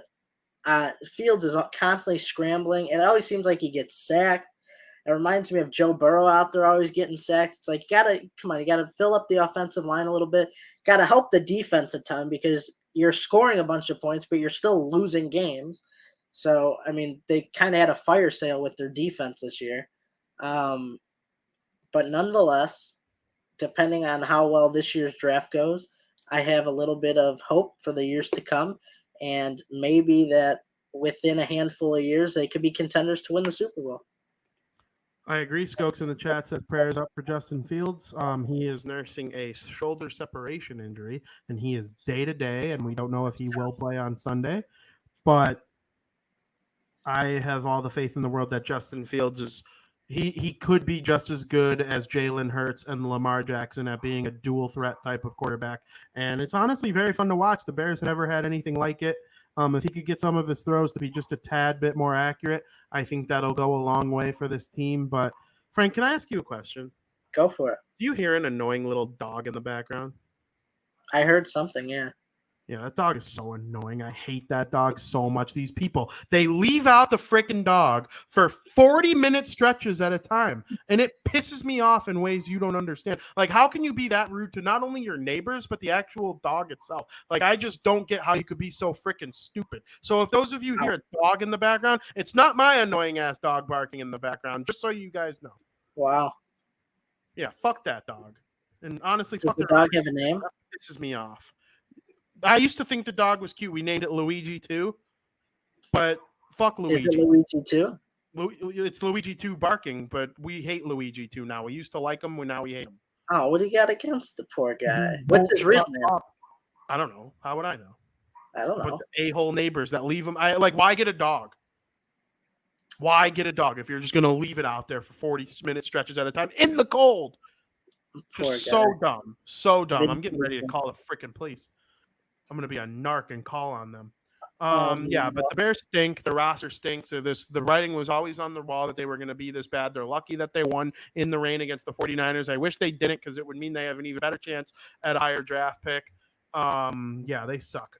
They currently, if the season were to end today, it would be picking 3rd overall. You all know by watching this show and following along with my tweets how high I am with defensive end from Alabama, Will Anderson. The Bears need to be in the top 3 in order to secure a chance at Will Anderson, because I believe the 2 quarterbacks, CJ Stroud of the Ohio State University and Bryce Young of the University of Alabama, will be off the board. I think the teams in the top 2 picking will draft quarterbacks. You saw the Houston Texans are benching Davis Mills for this upcoming game this weekend.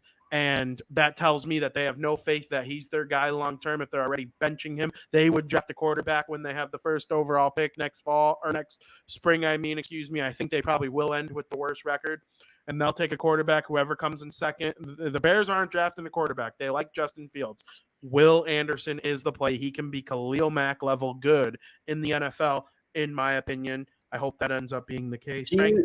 Wait, before you go on. Yeah, no, go ahead. Do you think Sports Illustrated prediction will be correct? How many wins? 3. No. You think they're going to scrape up one here in the upcoming weeks? Yeah, I kind of think they're going to beat the Jets. I mean, no Zach Wilson. They're kind of like giving him a restart, kind of fresh mind. We're going to sit you. Little shocked. His only 2 losses were against the Patriots. And, I mean, the Patriots, to me, in my opinion, have the best defense in the league. It's not a football reason that Wilson's saying, in my opinion. I think it's just, let him rest and relax and kind of get a fresh start. I think it's his mouth. He got in a fight with someone. It's the field issues that got him benched, in my opinion. From what I've read, because like you just said, 5-2, only 2 losses to New England, who have an outstanding defense. The reason they're a last place team is because their offense is abysmal and they don't know who's playing quarterback. Like, they're still a Bill Belichick coach team. Like, Zach Wilson, he lost to them twice and has won every other game he's played this season. Yeah, no, I don't think it's anything football related. There's no way they think Mike White gives them a better chance to win than Zach Wilson. It's got to be off the field stuff. Here's the thing, though. I might rescind what I just said about the Bears playing the Jets because it just kind of hit me. Fields might not even play, and if he does, he's not healthy. So that's true. Like, it could go either way. If he's healthy against Green Bay the following week, Green Bay sucks. But then again, Aaron Rodgers should be able to feast on the weak, bad defense of the Chicago Bears. So that fucking dog, I swear to God. I don't hear it. I don't hear it anymore. Good. Poor thing. But yeah, I was going to ask you, at this point of the season, who do you think is the MVP of the National Football League?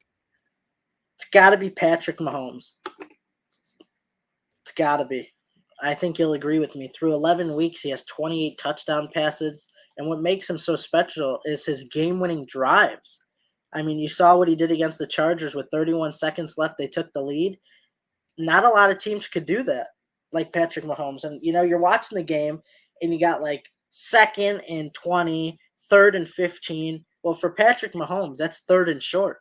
3rd and 15 is 3rd and short. He's always able to get Kelsey open or just uses his eyes to just see other players so clearly and just get the first down, whatever he does. He's having an incredible season. He's going to throw over 40 touchdowns, I would assume. He needs 12 more in 6 games. That's 2 a game. He might have 4 some games, 3 another. He's going to break 40 touchdowns, I think. It's very hard to go against Patrick Mahomes right now. I don't disagree at all. Patrick Mahomes is my pick. I think the Chiefs are the best team in the NFL. They win every sort of type of game. They could blow you out. They could beat you by 3. They can come back and beat you. Patrick Mahomes is the best quarterback. He's not the best quarterback of all time. That's a guy I'm going to touch on in just a second here. But he's the greatest thrower of a football who ever lived, in my opinion. The most talented thrower of a football of all time. I've never seen anything like it. I was watching it a little bit against the Chargers. I'm like, I can't believe what this guy's able to do on a week-in, week-out basis. Travis Kelce's the second best tight end I've ever seen. He has a chance to grow, my opinion, over Gronk. But right now, for me, it's still Gronk. I might be biased, whatever. When you start touching some of Gronk's records, then I'll start thinking about you, Travis Kelce, in that vein. But the Chiefs are the best team in the NFL, in my opinion. They are my Super Bowl pick as of right now. They kind of have been for 4 or 5 weeks now. I think MVP would probably go to Patrick Mahomes if the season were to end today. But I have something special to say. Go ahead. Second in the NFL in passing yards is one Thomas Edward Patrick Brady. And if you asked most people, they would claim he's having a bad season. Oh, on the contrary, he is actually, for his team, having a very smart season. 2-0 since all the off-the-field stuff kind of got put under the table. We know him and Giselle are getting a divorce. He is a single man as of right now. His sole focus has been football. They've won 2 in a row. All of a sudden, they're 5-5, back in a playoff spot, back in first place in the division. They are a serious Super Bowl contender as of right now. And if Thomas Edward Patrick Brady does advance the Tampa Bay Buccaneers to a record such as 12-5, 11-6, they make it to the playoffs with a good record, and they go on this great run in the postseason, I would be 0% surprised. I'm rooting for it. They are my favorite team in the NFL, not named the Bears because of Tom. And I believe he has a chance to get himself into that MVP conversation amongst the likes of Patrick Mahomes. And then I think as of right now, at the season end today, Josh Allen would probably come in second, Jalen Hurts in third. Joe Burrow absolutely is in the mix lately. He's been absolutely sensational. I think the Bengals are a top 5 team in the NFL. Even Tua Tagovailoa is probably in the top 5 at this point right now. The Dolphins have just been, I predicted them to make the playoffs as the 7th seed. I had them in the playoffs. I thought they'd be a 7 seed. I know you remember me saying that. Yeah. Might be a freaking 5 seed or a 4 seed. Like, they are damn good. And Tua's right there in the mix. 11-1 in his last 12 starts.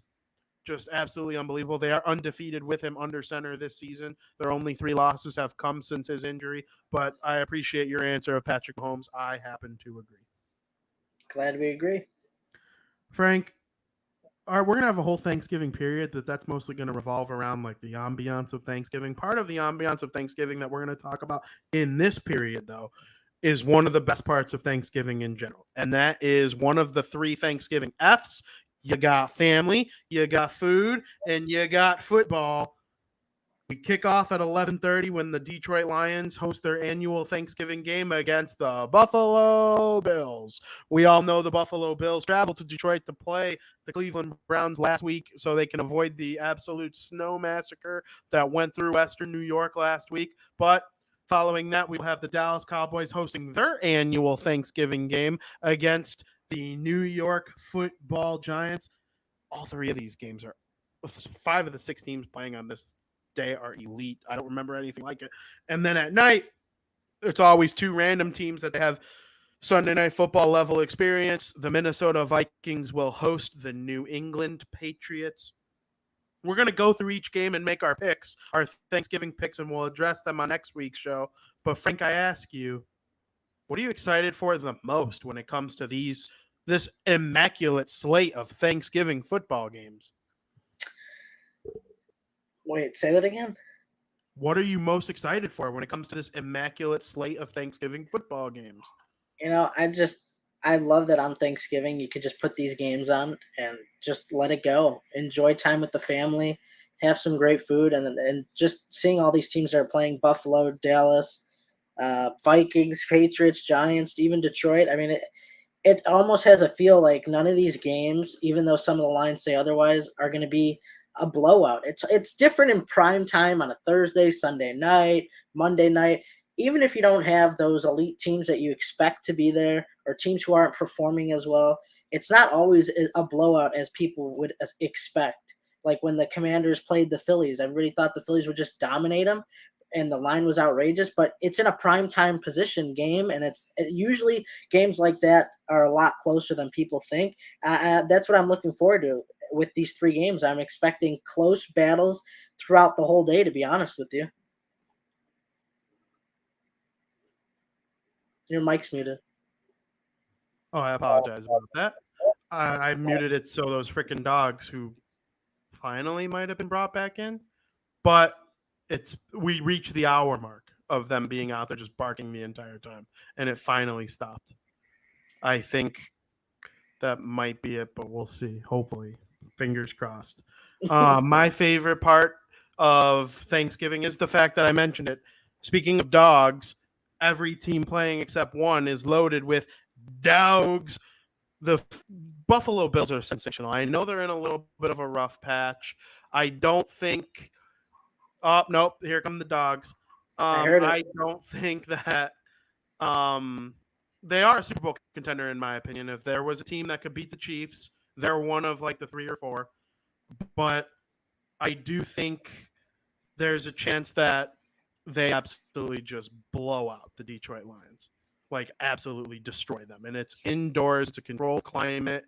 It's everything you want if you're the Buffalo Bills playing against a team as bad as the Lions. I still think they need a running game. It's been a little bit better the last couple weeks, but they are simply amazing.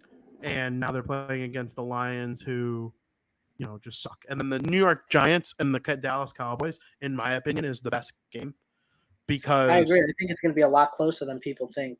I think it's going to be a lot closer than people think too. And the Vikings versus Patriots might be more exciting because you have New England and who's a marquee franchise in the NFL against an 8-2 Vikings team who's a legit threat in the NFC to at least make some noise and eliminate some teams.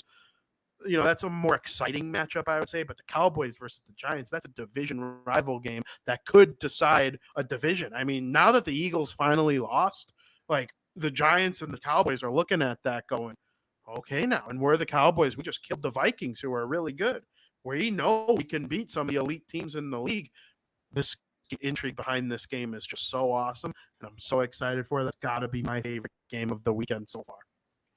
I got to agree with you. I think, do you want me to tell you who I think is going to win each game? Yeah, let's go through each game, starting with 11:30 at Ford Field in Detroit, Michigan. The Detroit Lions are hosting the Buffalo Bills. I think I know who you're going to pick, but let's hear it anyway. I'm going to go with the Buffalo Bills on this one. They didn't have to do any traveling to Detroit since they were already there against the Browns. So take travel conditions out of the way. They got an additional game under their belt at Ford Field this year. Buffalo is clearly better than Detroit. I'm going to take the Buffalo Bills to win this game. I agree. I'm writing all these down so I can hold you and myself accountable next week. Game number 2. The Dallas Cowboys and the New York Football Giants at Jerry World in Arlington, Texas. Yep. I think this game's going to be a lot closer than people think. However, I do think Dallas is going to pull out the victory, but I don't think they are going to cover the spread. They're 9.5. I think it's going to be a one-score game, maybe even a field goal type game. I think Dallas is going to squeak out a victory, and it's going to be a very, very tight game, but Dallas gets it done in the end. I agree. I wouldn't surprise me. Covering the spread might be tough. I think they're a way better team than the Giants. I really, really do. I think in the playoffs, Dallas would win. They would go farther, and I'm really not high on Dallas at all as a team in general. I think the spread is probably largely influenced by the fact that they absolutely murdered the Minnesota Vikings. Mm-hmm. I mean, and I know I've been high on the Vikings this season. I know I have. I didn't expect Minnesota to be quite this good. I just predicted them to win the division. I'm not giving myself much more credit than I deserve. I wasn't even sure they'd win a playoff game. They've been better than I thought, Minnesota. And Green Bay's been worse than I thought. I thought Minnesota would squeak out a division win by a game or two. It's not looking like the way it looks like they're running away with it. But that loss to Dallas was just putrid. Not good. Not good at all. So that's why I think the spread is what it is. I'm also picking the Cowboys in a slim margin. In Minneapolis, Minnesota, the Minnesota Vikings will host the New England Patriots. It's a first-place team playing against the last-place team. I ask you, Frank, who do you think is going to win? We got a late Thursday night game. It's just another – imagine that it wasn't Thanksgiving. It's just your Thursday night football game. However, it's Thanksgiving, Bill Belichick in prime time. I do think the Patriots are going to squeak this one out against the Vikings. Patriots are dogs here. I can't trust Kirk Cousins in prime time. To be honest with you, I think Bill Belichick knows how to coach a game more suitable like this on Thanksgiving.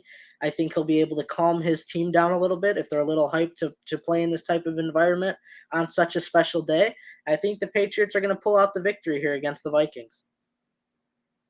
Then we have our first disagreement. I kind of had a feeling that was going to be the case, which I don't think you're dumb. This isn't one of those you're on glue kind of picks by any means. This is a simple slight disagreement. I think everything you said could absolutely come true. I'm just picking the Minnesota Vikings because I think at home, what Minnesota is good at can counter what New England is good at, if that makes sense to you. the Bears beat New England because they were pretty good on offense, not because they were at all good on defense. I don't think it takes much to stop a Mac Jones or Bailey Zappi New England offense. I don't think it takes much. Minnesota's defense actually really isn't even that good. If anything, they're closer to the bottom 5 than the top 5.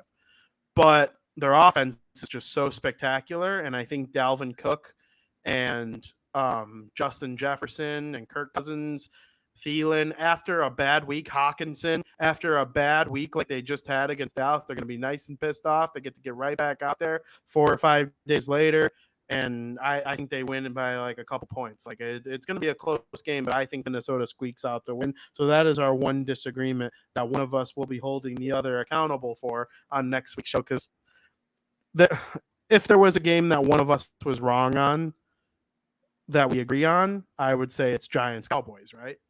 Yeah. The Bills are gonna shellac the Lions, I think. Like absolutely dummy them.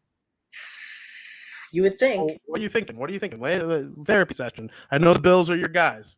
I know the Bills are my guys. I think they're gonna win, but it's just something about Thursday games, Sunday night games, and Monday games where it seems like the big favorite never seems to cover the big spread, which means that it's usually a very close game.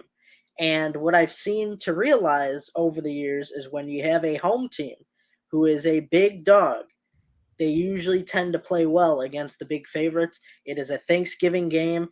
You just never know. I mean, all 3 of these games could be 1-score games at the end of the day. Yeah. And that's kind of what I'm leaning towards, to be honest with you.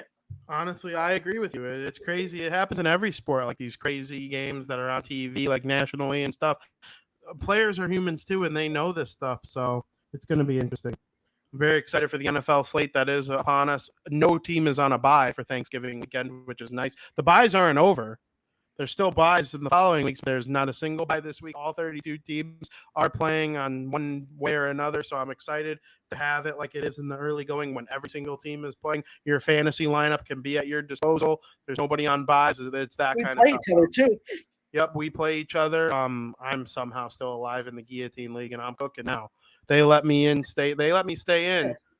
4 near-death experiences. They let me stay in. I'm getting through the byes.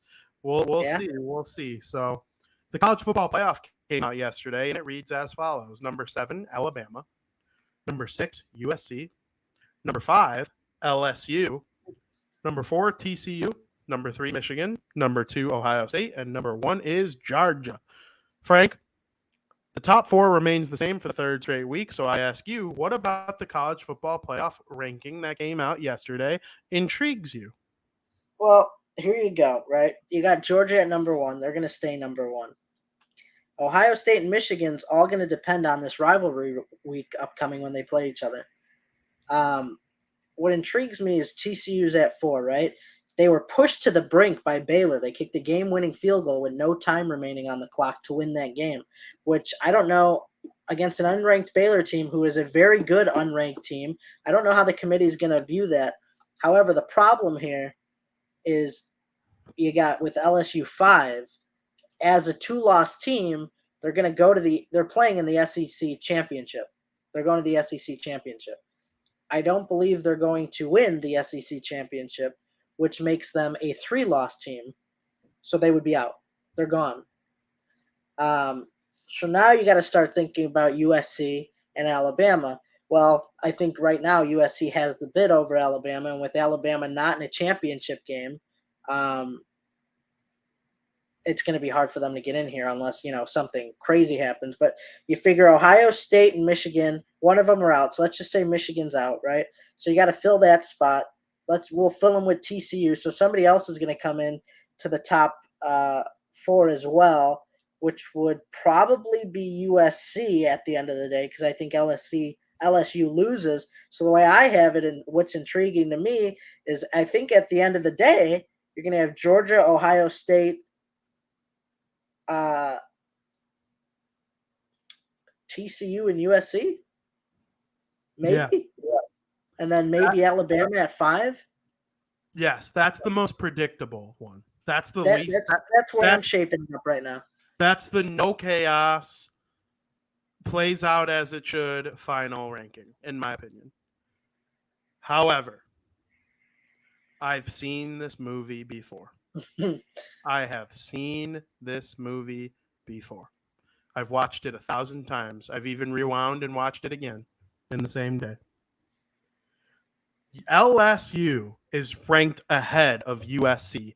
That is garbage. That is complete and utter bullshit. I don't hate it. You don't hate it because you think LSU is better. LSU correct? Also had a big win against Alabama, though. I also That's think why I don't hate it. I also think LSU is better. There's no denying that. But then why include the why include the Pac-12 if you're just assuming teams are better even though they have less losses? What are we playing the games for? That's where I get furious because I love the SEC. Okay, LSU is my favorite team on this list. Go Tigers. You know me. I went to the game to see LSU. Like, I traveled all the way to Georgia to see LSU. I love LSU. Go Tigers. But them being ahead of USC from a non-biased point of view is bullshit because they have one more loss. That's just my opinion. I'll never back down from that. Even if I think LSU would kill USC.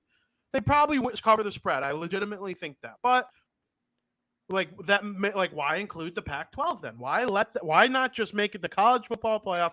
Only include Big Ten, ACC, and SEC. It just makes no sense to me. Maybe they're just doing it because, kind of like let them get their glory right now. Because it's not good. Do you think LSU is going to beat Georgia? Yes. You think LSU is going to beat Georgia? That's what I meant by I've seen this movie before.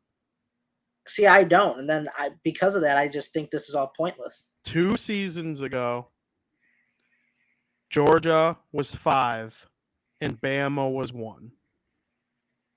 They played each other in the SEC championship game, and Georgia won.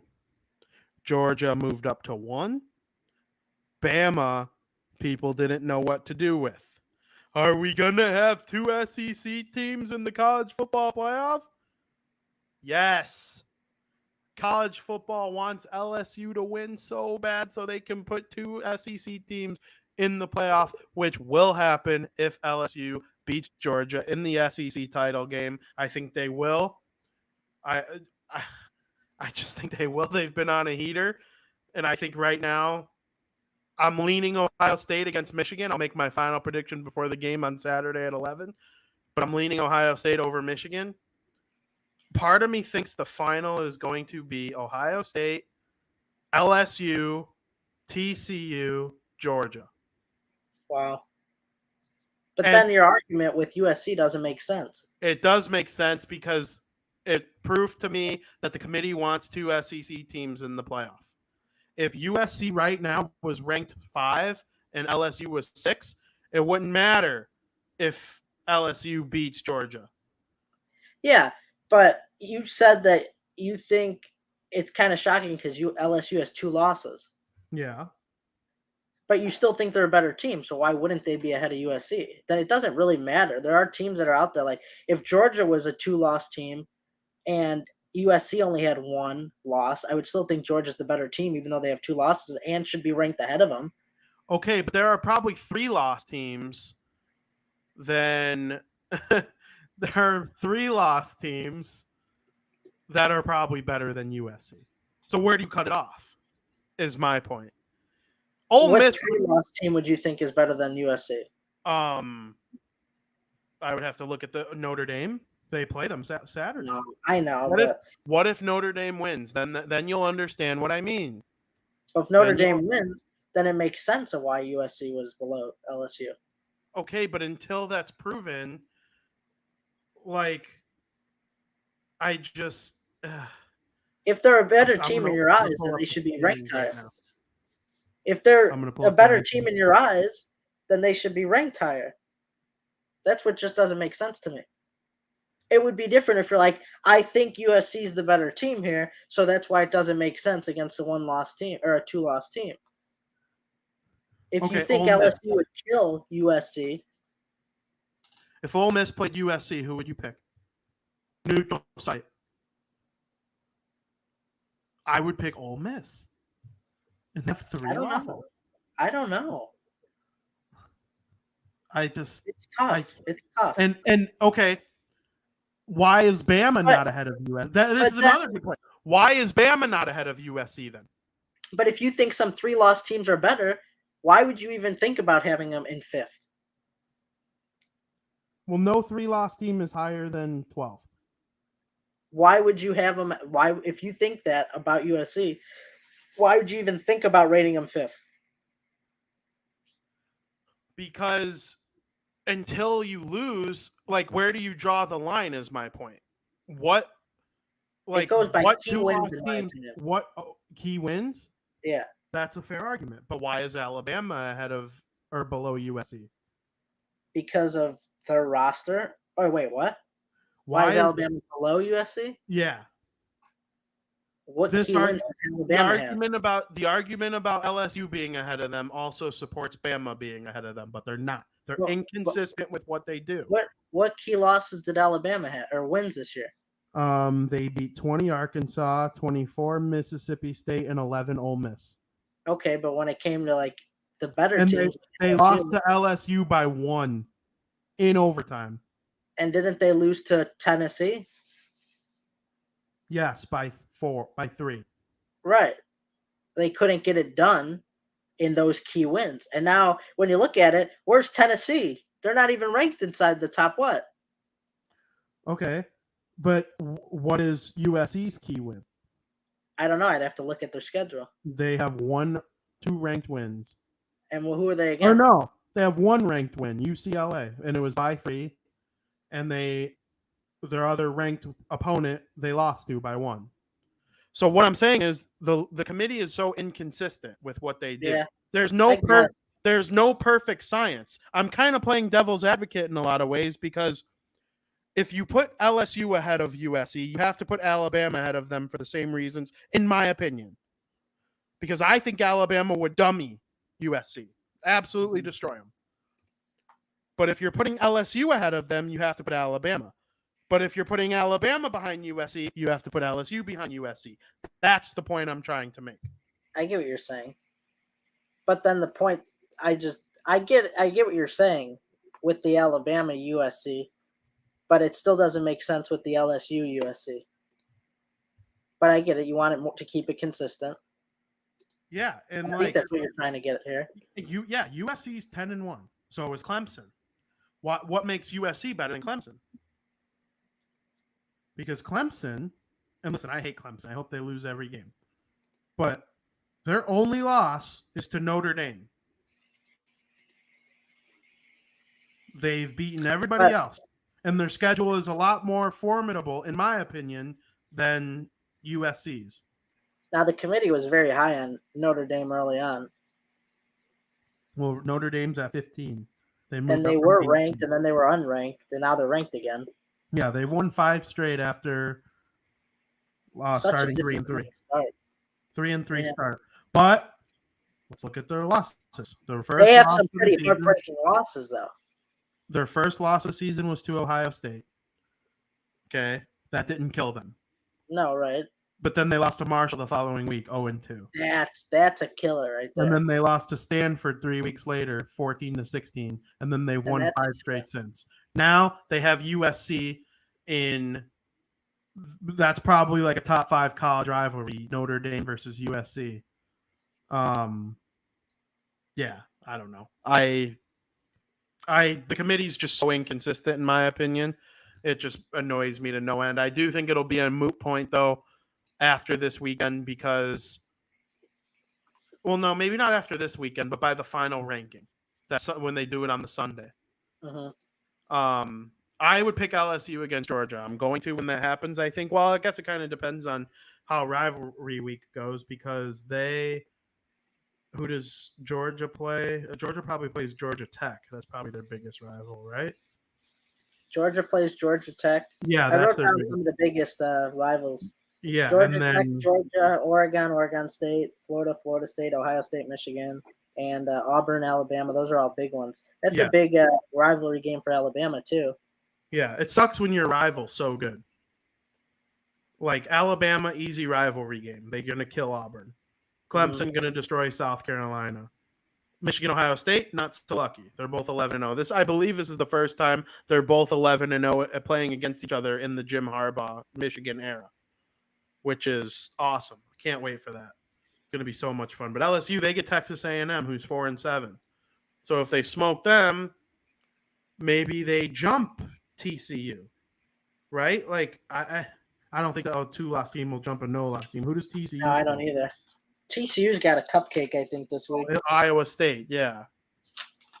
If TCU loses to Iowa State, that would cause chaos. If TCU loses to Iowa State, then it would cause chaos.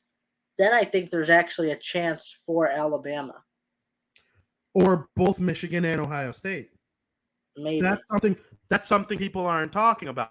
If Ohio State beats Michigan by a field goal or by like 1 point, and LSU loses to Georgia in the championship game. There was another one. Oh, TCU loses. Or no, yeah, TCU loses to Iowa State, and Notre Dame beats USC. Then we could legitimately have 2 Big Ten teams in the The committee is so high up on Alabama, though. Of course they are. But, like, should they be 7, in your opinion, over Clemson? I think Alabama should be higher than Clemson. Okay, I think their losses were too hard. Huh? Yeah, their 2 losses were, like... They were heartbreakers. Like, Is it a combined? I think they're better than Clemson by far. So do I. I called Clemson frauds all season long. But your resume's and so that's where, like, what's more important, your resume or your... like overall, I get what you're saying. Roster, like it's just so inconsistent. It's like this team they look at their roster, this team they look at their resume, this team they look at who they think would win.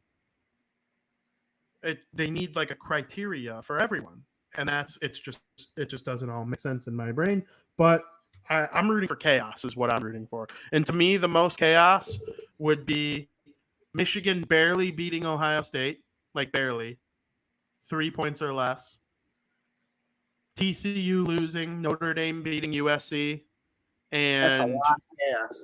And Georgia killing LSU. That would cause a lot of chaos. That's a lot of chaos. I know. That's what I root for. I would love to see the college football playoff be hold on, I'll pull up the rankings again. I would love to see the college football playoff be USC, Ohio State, Michigan, and Georgia, or something like in that kind of crazy order. Like that would be so fun, but we'll see what happens. Go Tigers. Frank, I've really, really enjoyed talking football with you. So have I. You know what I would enjoy even more, though? Mashed potatoes. A conversation about mashed potatoes and other variety of Thanksgiving treats, which we will get to here in period number 3.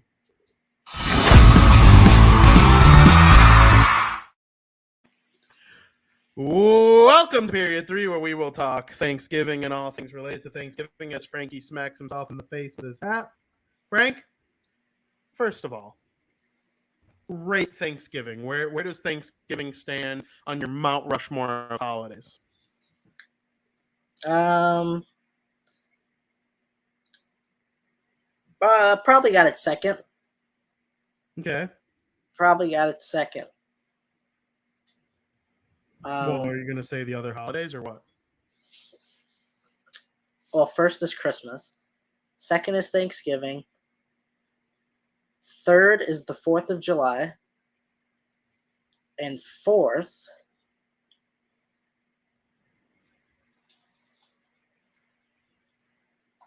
is Easter. Ew. Easter sucks. That's my ranking for you. Bad food, diet Christmas. Easter sucks. I like Easter. That's fine. I like it. Like, it's not a bad day, but I'm talking like compared to other holidays. Like, obviously, I enjoy Easter. On Easter, I have fun, except last year. Why do you hate Easter? Well, last year was my tooth on Easter. Like that was the worst day of it. So don't blame Easter for your tooth. No, I'm blaming maybe if it wasn't Easter, it wouldn't have hurt that bad. I don't know. But if Easter sucked. That my hurt. Mount Rushmore of holidays is probably Christmas, Thanksgiving, 4th of July. Bags turn. No, I'm kidding. Damn well better be a holiday one day. If it was a holiday, it would be on there. Same thing with the Super Bowl. I'll go St. Patrick's Day. I really that was up there for me. It was so close at being 4. Yeah, because I like to get my Shamrock Shake. Yeah, Shamrock Shake, just all the festivities, bar crawls, all that. It's definitely fun. G says I need to eat better food on Easter. Come over anytime. Well, I would actually love to do that because Easter food is just. This is compared to other holidays. It's not like I like Easter less than a random Tuesday. Like no, but relative to the other holidays, I would put it up there. I like Valentine's Day, of course. I like Halloween, Groundhog Day. New Year's Eve is better than New Year's Day. What? You like Groundhog's Day better than Easter? No. Oh, I thought that's what you were saying. I'm just naming all the holidays I like. Oh. I like Halloween better than Easter. I forgot about Halloween. Yeah, I like Halloween better than Easter for sure. Actually, Halloween would probably be third. Are you going to dump Easter? And Easter 4. Oh. Wait, what are you booting? The 4th will be 5th. You do not like 4th of July less than Easter. You fucking liar. You can't bump it from 3rd to 5th because you remembered. It got booted. The one that gets bumped was the one that was in 4th. You belong on the college football playoff committee ranking with the way you rank things. You don't get to bump them from 3rd to 5th. TCU is booted like you Easter. do not like 4th of July more than Easter. I refuse to believe that. You had a bad experience with Easter then. Easter is fine, but you don't like it more than 4th of July. And you didn't have a good Easter experience growing up then. This is Frankie on Easter. Sits at the table. He's got some calzone in front of him, maybe a little ham, and he just plays on his phone a little bit. Just, reads the stuff. There's probably some NHL playoffs going on. Especially with the kids nowadays. We got the kids go on a little hunt, right? Yeah, maybe a little Easter egg out of your seat. But while you're watching the kids do the Easter egg hunt, you can't wait to go back inside and sit down and make a plate of dessert. Listen, I was on 4th of July, you're swimming, you're playing bags, you're eating delicious barbecue, you're outside, you're with hella more people. Yeah.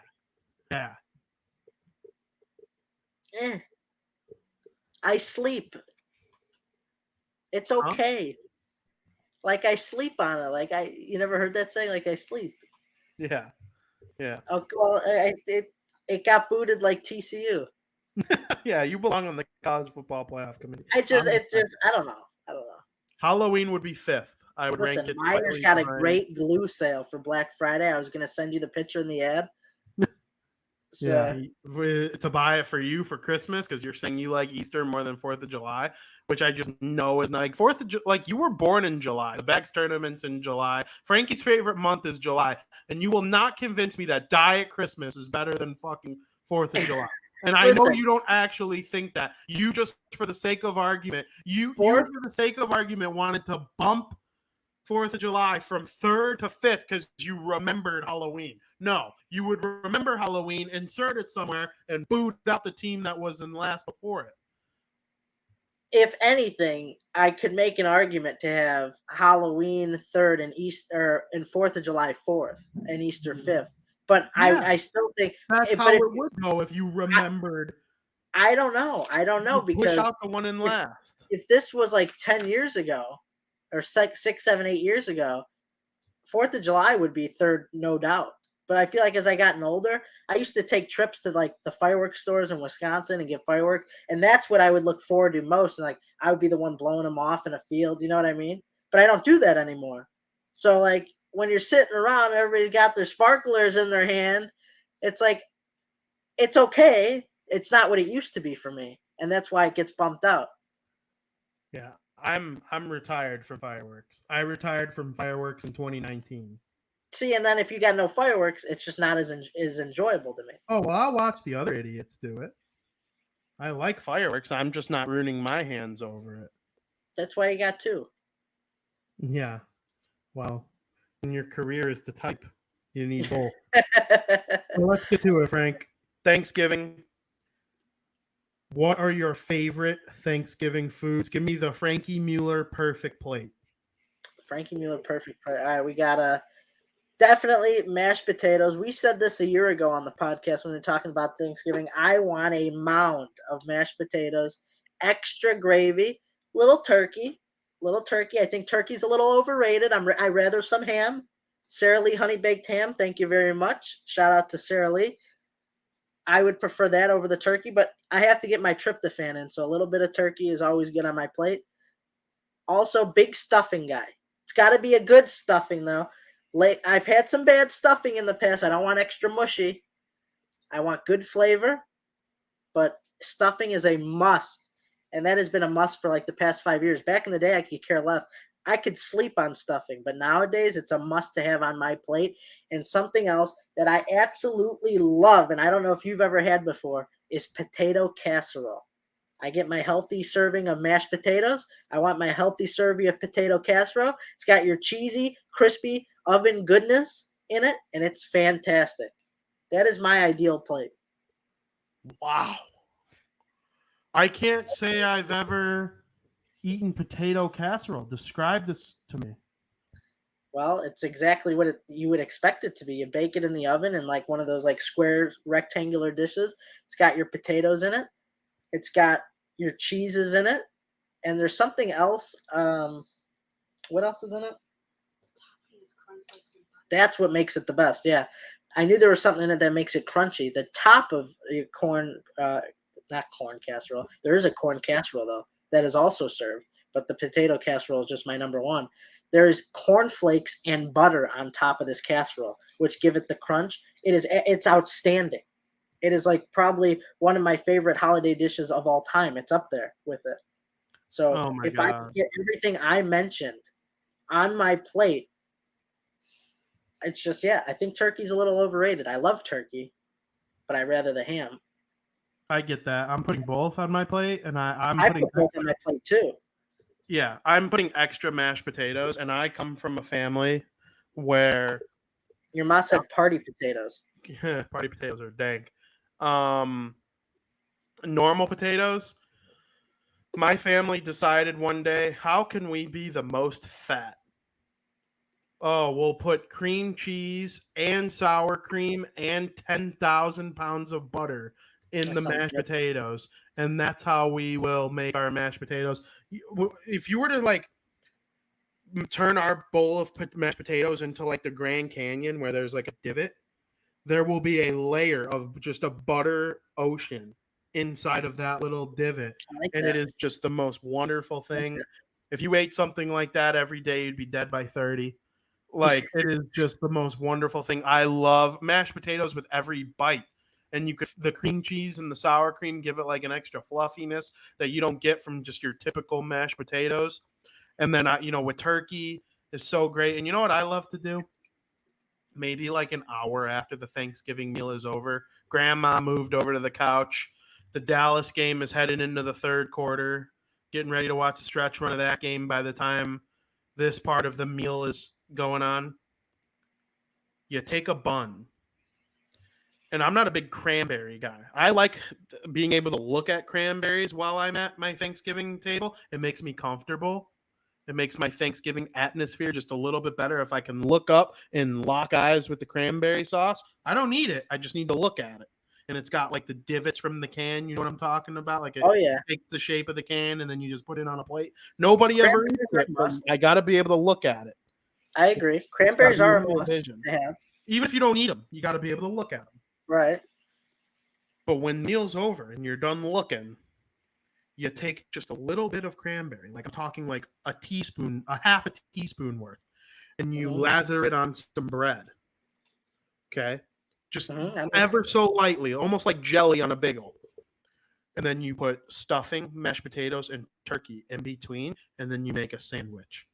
And that is how you cap off your Thanksgiving meal. It is one of the most delightful ways to cap off your Thanksgiving meal.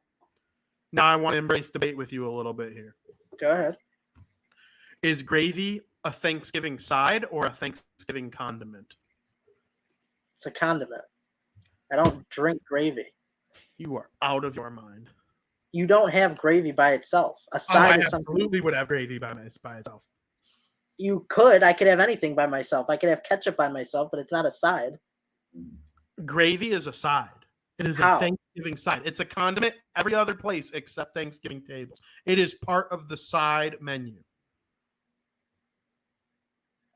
I can't believe you're even arguing this. I can't believe you think it's a side or it's a condiment.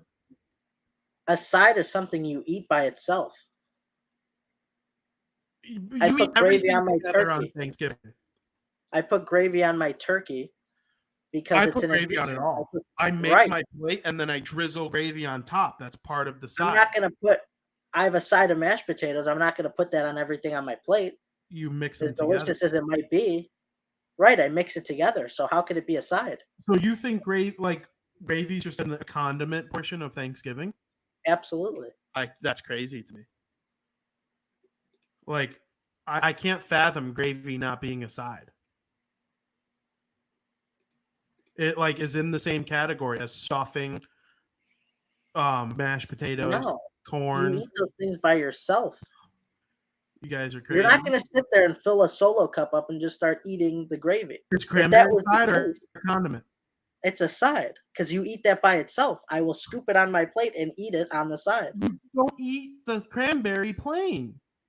Huh? You just don't. It's the same. Yes, nobody eats the cranberries just plain. They mix it with the Thanksgiving stuff. No, you don't. I don't. All I'm saying is baseball teams, when they're making their starting lineup of Thanksgiving things, they wouldn't put a condiment in their starting lineup. They just wouldn't. It would be part of the main lineup as a side. It's a depth player. It adds depth. It adds depth to the lineup. It doesn't fit the definition of a side. It doesn't, but on Thanksgiving it is. It's a side. It's a Thanksgiving side. That's wild. I'm dumbfounded. I will send you the ad when I go upstairs. I go up and get the ad for Meyer. Favorite desserts on Thanksgiving? There's really only a couple, to be honest with you. And that's pumpkin pie and pecan pie. Okay, other than that, you're a pecan guy, not a pecan guy? Yeah, pecan. Okay. I think this is more. I think fruitcake's overrated. I think that's more of a Christmas dessert, but I guess you could have it around Thanksgiving too. So I just wanted to bring that up. I think that's so overrated. It's so disgusting. Pumpkin pie is elite. I think it's fitting for Thanksgiving. Get a little whipped cream, load that up on the top of a slice of pumpkin pie. Not a big pie guy. Just really pecan pie, pumpkin pie. Not a big fruit pie guy. But why are you laughing? Pecan. Where do you stand on apple pie? No, I hate it. Overrated. Oh, come on. Overrated. Should be banned. Warm apple pie. I don't like warm apples. I want to eat it cold. Except in pie. No. I agree with cake and cupcakes but apple pie is just so warm and delicious, and it almost absorbs all the gravy that I used as my side with my meal. It is just apple pie. So my number one pie is pecan pie. My number one Thanksgiving pie is pecan pie. I would rank that one. I would rank pumpkin pie second, and I would rank apple pie third. All three of them need to go in my belly on Thanksgiving. Is there anything that you have on Thanksgiving that's out of the norm? For me, I have potato casserole. That's not at everybody's house. Probably the party potatoes. Okay. You like party potatoes, right? You've had them. Mm-hmm. Where do you stand on mac and cheese on the Thanksgiving table? No. I don't. Huh? We normally don't either, but it's a thing in America. Katie's family does it. I'm going to see if I can get some mac and cheese in time for Thursday. But I wouldn't, if I was like hosting, I wouldn't say, "Oh, we need to get some mac and cheese for the Thanksgiving table." But I'm not against it. Like if I go somewhere, I'm going to eat it. It will be part of my plate. yeah, you can understand it being part of your Thanksgiving table. It's not like slapping some pizza on a Thanksgiving table. No, yeah, that would be weird. But no, I understand. It's not like having steak on your Thanksgiving table. Like it fits the profile of Thanksgiving foods for sure. I understand why it's in the conversation, but if I'm hosting, I wouldn't have it part of my lineup. Absolutely. Now, where do you stand on sweet potatoes? Whether it be sweet potato casserole, sweet potato pie, really sweet potato. But I guess, but it belongs in Thanksgiving, but I hate it. Absolutely.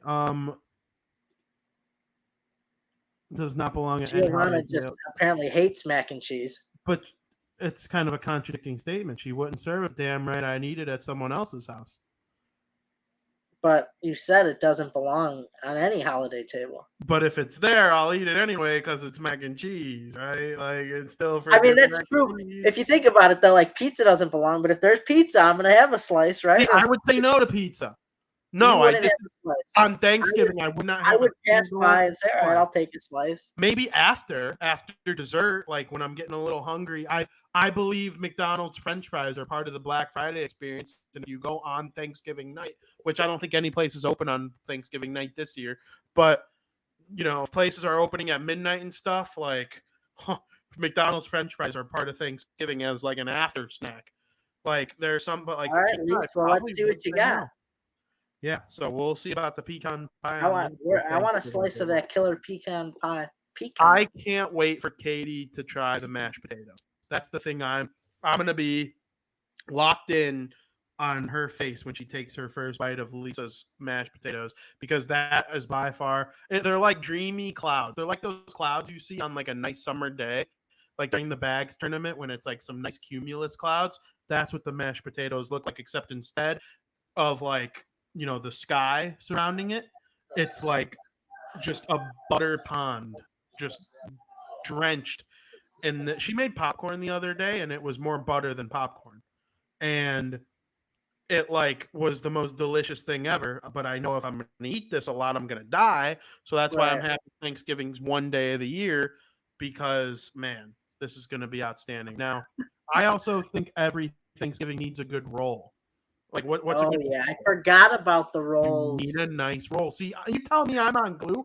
Nobody knows Thanksgiving better than me. Everybody bow down to my Thanksgiving opinions because it's got to be a certain roll, though. It's got to be like a dinner roll type. A dinner roll. Yeah. I don't want a loaf of bread. I want a dinner roll, like a brown and serve. Yes. For those who don't know, I used to work at Panera for 8 years. Their Founders Day is today. Their Founders Day is today. Panera was invented the day before Thanksgiving, 1,000 years ago, however many years ago.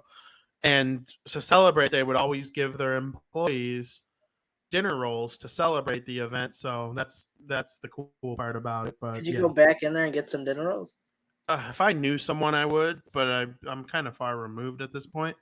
But I would love to go get some dinner rolls because dinner rolls are amazing, dude. The White Sox put gravy as their starting catcher. But yeah, okay, we're putting a condiment as our starting catcher. I'm not going based on what a sports team. The most important position on a diamond, they put it freaking as the catcher. You're not telling me that's a because it is the most important condiment on Thanksgiving. Yeah, but you put that in like left field if it's a condiment. Like, no. Where did the kid who was more? You can't have Thanksgiving without gravy. That's why they put it more important. The kid who cared more about digging in the dirt and playing with the grass than actually playing baseball. What position did that kid play? That is where you put a condiment. You don't can't have that catcher. You can't have Thanksgiving without gravy. That's why it's at catcher. That's why it's side. Caitlin in the chat says Thanksgiving sucks. Yeah, she hates Thanksgiving, but you know what? That is wild. You know what though? That deserves a ban. She never had a Parisi Thanksgiving. Okay. I'm just leaving it like she never had those mashed potatoes. I'm telling you about the mashed potatoes, Frank. They're outstanding. We've had Thanksgiving together before. Not tomorrow, unfortunately. But that's your fault. What's your favorite Thanksgiving traditions? I got a couple. One is the Turkey Bowl. I love waking up. Yeah, that's my favorite too. That's the one I was gonna say too. Besides, I just love going to play some football. Supposed to have some pretty good weather tomorrow for it, so that should be nice. Not as chilly as usual. Also, like watching football on Thanksgiving. Oh yeah, the 3F, baby, the 3F. That's always on the TV. We're cooking with that. And then something else I like to do is just anytime later in the night after dinner's over, you're settled, you're just winding down, the little games that the family play together, because you get the whole family involved. You're not just playing with your cousins, you're getting the aunts, your ma, the grandmas in, and you're all playing that little Thanksgiving game, whatever it may be, whether it be left, right, center, or whether it just be some other games that are made up that make the family laugh. I think that's great because you're all together doing something as a family. So I love that too. So those three things, some of my favorite traditions to do on Thanksgiving. I couldn't agree more. Yeah, I'm excited. My favorite tradition of all time with Thanksgiving is absolutely the Turkey Bowl. Going out there playing quarterback with all you guys and all that kind of stuff. Very much looking forward to it. It's going to be Katie's first Turkey Bowl with us. We're going to have a crap ton of fun. Very much looking forward to that. I also kind of like that, like if you're a fan of football, you can kind of like know what's happening in the day based on what's going on in those games. So like you come home from the Turkey Bowl and the Detroit game just started. Always, every year. The Detroit game always just started. So like when you're sitting winding down from the Turkey Bowl, that's what you're watching, getting ready for your big day ahead of you. And I don't know about you guys, but we almost always, dinner would almost always coincide with the start of the Dallas game. And like you would pretty much sit at the kitchen table with everyone for the entire first half. And then when you like go in your food coma in between, you know, the meal and dessert, that's kind of like the second half. Maybe take a little third quarter nap. And then by the time the 7:00 game starts, this year it's New England and Minnesota, then you could kind of be like, okay, it's time for dessert. We're going to sit, relax, play some games. That's on in the background. Football on Thanksgiving is never like the main focus. It's just the perfect Thanksgiving background noise. Like I'm focused more in on whatever dice game we're playing at the table or whatever, but like it's nice to look up during a little game break and see that the Vikings are playing the Patriots, or in the past the Bears have played the Packers, like stuff like that. It's just always fun. It's a great time. And then we're gonna embrace debate one more time. And I got a question for you too. All right, we're gonna disagree on this one. I think, is Thanksgiving a part of Christmas?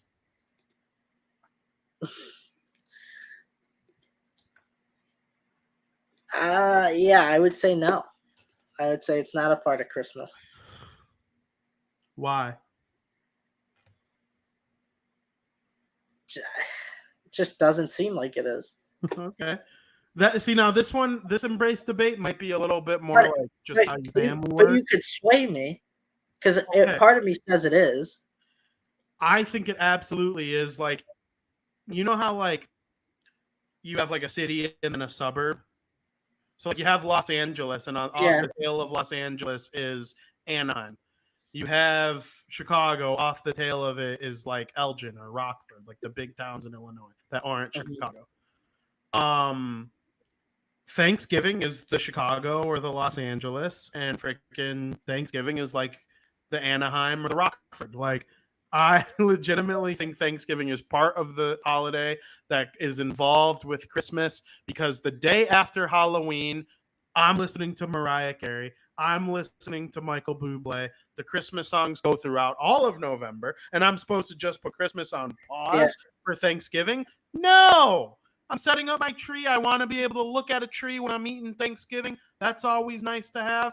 Yeah, I agree. Black Friday is Christmas shopping. It's part of Thanksgiving. That is part of the Christmas season. Thanksgiving is a major milestone in the Thanksgiving season, or in the Christmas season. Yeah, you know what? I agree with you. I think it is a part of Christmas. I was going to make the point that like Black Friday kind of goes with Christmas, and you made that point. It just, and I decorate for Christmas, before Thanksgiving. It kind of goes pause for one day. No. Christmas music, same thing. I've been listening to Christmas music. So yeah, I would say so. Absolutely. Okay, what's your question for me now? It's just completely random, has nothing to really do with Thanksgiving. But why do people call left, right, center like left, right, center instead of LCR? Yeah, because on the thing it's LCR. Yeah, Why do they say LCR. left, right, center? I just think LRC sounds stupid. LCR sounds way better. And you're never gonna say left, center, right, because that sounds dumb. I think you know how. I don't know. Wait, is it LRC on the thing? I think it's LCR. All right, now I gotta look it up. I don't know what the pack, but I've heard people say LCR. You want to play LCR? That means left, right, center, even though the numbers are out of whack. It's LCR on the thing. Yeah. But everybody says left, right, center. Yeah. Right. Because left, center, right sounds so dumb. Well, but that's the name of the game. I'm sorry it sounds dumb, but that's what it's called. No, that sounds completely dumb. Like, I'm allowed to change things up if it just doesn't sound good.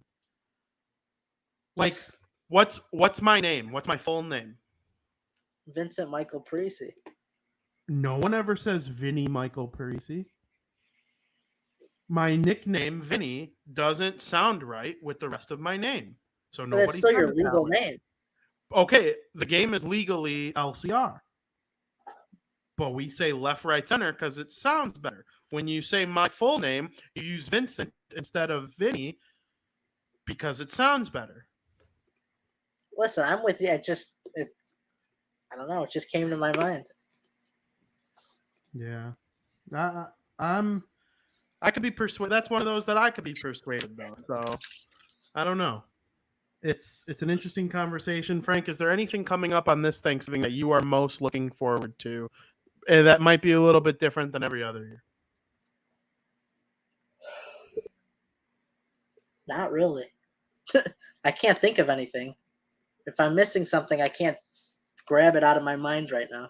I understand Thanksgiving is a year loaded with traditions. A lot of the time it's the same day year after year, and you just kind of relive it in a little bit different ways. For me, it's having Katie along with my family, and the first year having her at our Thanksgiving table. It's going to be very special. I'm very much looking forward to bringing her to the turkey bowl and having her at dinner, and then, you know, whatever comes after that, whatever games we may play, all the great stuff that we're going to watch, all the movies, all the sports, all of the, you know, stuff that comes with like the ambiance of Thanksgiving. Very much looking forward to it.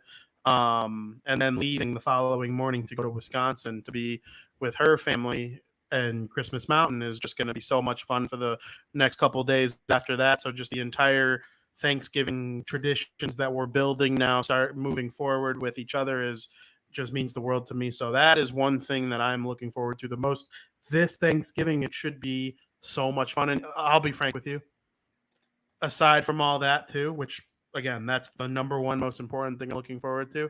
I can't wait to just be so stupidly full. Like I can't wait to not know my own name because I'm so full. And they drag me to the couch, they sit me down, and they put on the Vikings versus the Patriots, and I just sit there hoping I don't explode. It's gonna I literally, that's my goal tomorrow, is to just eat so much food that I can't even like think of my own name. It's fair. There's one thing, though, that people need before they go be good Christians on Thanksgiving. And that is to be a degenerate gambler for one more night before we give our thanks to the world. Frank, it is time for America's favorite podcast segment of the week, Breaking Bets.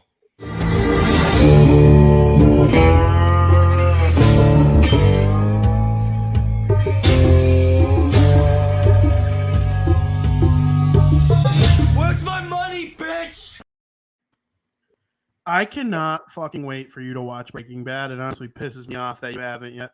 Listen, I'm watching Thrones. What do you want? You can watch more than one show. No, I have so many shows. Thrones, you need to be locked in. You I need know. to have both eyes on the screen. I No told you. phones, no phone games, nothing. You have to watch. Otherwise, you will be so lost forever. Breaking Bad, it's a little bit more simple of a watch. It's a great show. It's the greatest show of all time, in my opinion. But Breaking Bad, Game of Thrones, you have Jon Snow's story, and Khaleesi's story, and Sansa's story, and Bran's story. and the Lannister story and Tyrion's story. There's like 7 different stories going on at one time and all across the kingdoms. Breaking Bad, Walter White story. That's it. I have so many shows I watch, probably at least 10. I can't add another one of that caliber. Time to add Breaking Bad. Time to add Breaking Bad. After Thrones is over, I'll start Breaking Bad. All right. I believe it. We're almost done with season 3. No, now you're getting into the meat and potatoes, speaking of Thanksgiving. Mm-hmm. I just think of Breaking Bad every time we go into Breaking Bets. But, Frank, people want to make some money. Help them out. All right. Well, first up on the docket for today, the Calgary Flames are visiting the Pittsburgh Penguins in Pittsburgh. Pens have been playing better lately. They've won 3 in a row. The Calgary Flames have been playing pretty good lately as well, too. But I will side with the Pittsburgh Penguins. Take them while they're hot, just in case they fall off a cliff again. They are home, and I think the value of minus 129 on the money line is very good. So I would support the Pittsburgh Penguins tonight. And there's the first pick. Second pick I got, Nets are playing the Raptors. Nets are on a back-to-back. They looked so bad last night against the Sixers when they lost to them without Joel Embiid. I forgot who it was. Maybe it was Shannon Sharp, I think was just, or Stephen A. maybe, was just ripping on the Nets of their poor performance against the Sixers, a game they should have won, especially against the Sixers without Embiid. Raptors are a little underrated. The Nets had to travel to Toronto last night. That's going to be very tough for them to do. Raptors minus 132 on the money line. Great value there. Raptors are an underrated team. I like them in this spot for sure. Tomorrow, the Vikings play the Patriots. The game is in Minnesota. It's going to be a chilly night, I think, in Minnesota. Patriots have the best defense in the league, in my opinion, not statistically, but in my brain they do from what I've seen. Due to the cold weather and due to the great defense of the Patriots, I love this game under 42.5. I would take it right now. Under 42.5 is minus 109. That line could change for the better or for the worse, so I would take it while you can before the game starts tomorrow night. Those are my picks for you. Very good, very good. Where do you stand on the Devils? You know, at this point, I hate to say it, I would bet against the Devils every game because they're going to lose here. And the Devils are favorite, and they're going to be favorites now. So I think there's value on the other team, especially against Toronto. I do. I would take Toronto, to be honest with you. If I wasn't biased, I would too. But they've been dogs. I know. They were dogs against the Leafs last week. I know. Right? Yeah, they were. And I think they were favorites yesterday. No. They were light favorites against the Leafs, I think. Because remember, you're like game last week where they were dogs. They were big dogs in a lot of time out of this stretch. Yeah. I forgot who it was, or maybe it wasn't against the. There was somebody who they were light favorites against, and you're like, you don't think there's value there? And I said, well, I forgot the reasoning, but I'm pretty sure they were light favorites against somebody. Yeah. What about value on the Devils puck line? Because they win a lot of their games by more than one. I hate the puck line unless you're taking the plus. It's hard to win an NHL game as it is, let alone by 2 goals. Yeah, isn't every game plus though in that? Every game's plus 1.5. Yeah, but like the odds, like the favorite. Oh, unless it's a really heavy favorite, like if a team's minus 400, then the minus 1.5 might be like minus 160. Yeah, the Devils plus. But the Devils will be plus. The Devils minus 1.5 is plus 180. Yeah. The Devils. Or the Leafs plus 1.5 is minus 210. But yeah, I'm not surprised. I'm trying to find the Hawks and the Stars is probably the most out of touch game today. Yeah, the Stars are minus 315 to win. And the minus 1.5 may be minus. It is minus 120. See? Yeah. So when you got a heavy favorite and it's minus, then it's. But when a game's like so close, like the Devils, it's hard to win an NHL game. Of course it is. Let alone by 2 goals. The Stars are the second biggest favorite today. Only the Carolina Hurricanes against the Arizona Coyotes are bigger favorites in their matchup. Yeah, I'm not surprised. Yeah, me either. So that's our show. Frankie did an amazing job breaking bets as usual. We talked about Thanksgiving, hockey, football, I am so thankful to be doing this show. I'm so thankful for everyone in my life.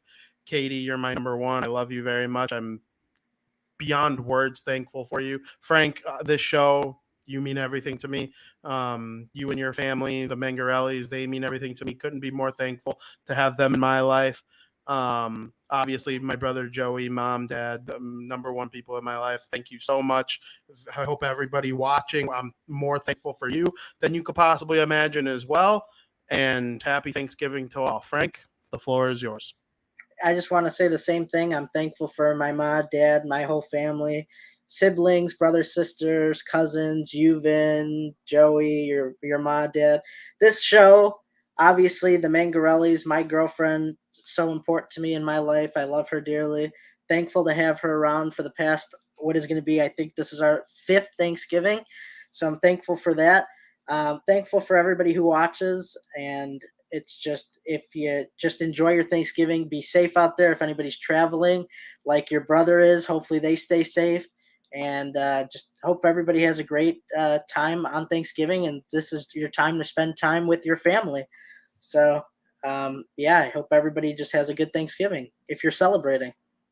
Also, super thankful to Aldo Gandia and the entire Barroom Network worth of hosts. I believe the entire network is off tomorrow, so I hope everybody returns over the weekend ready for some big-time football. You have rivalry week. All the teams are playing their top dogs on Saturday and then on Sunday.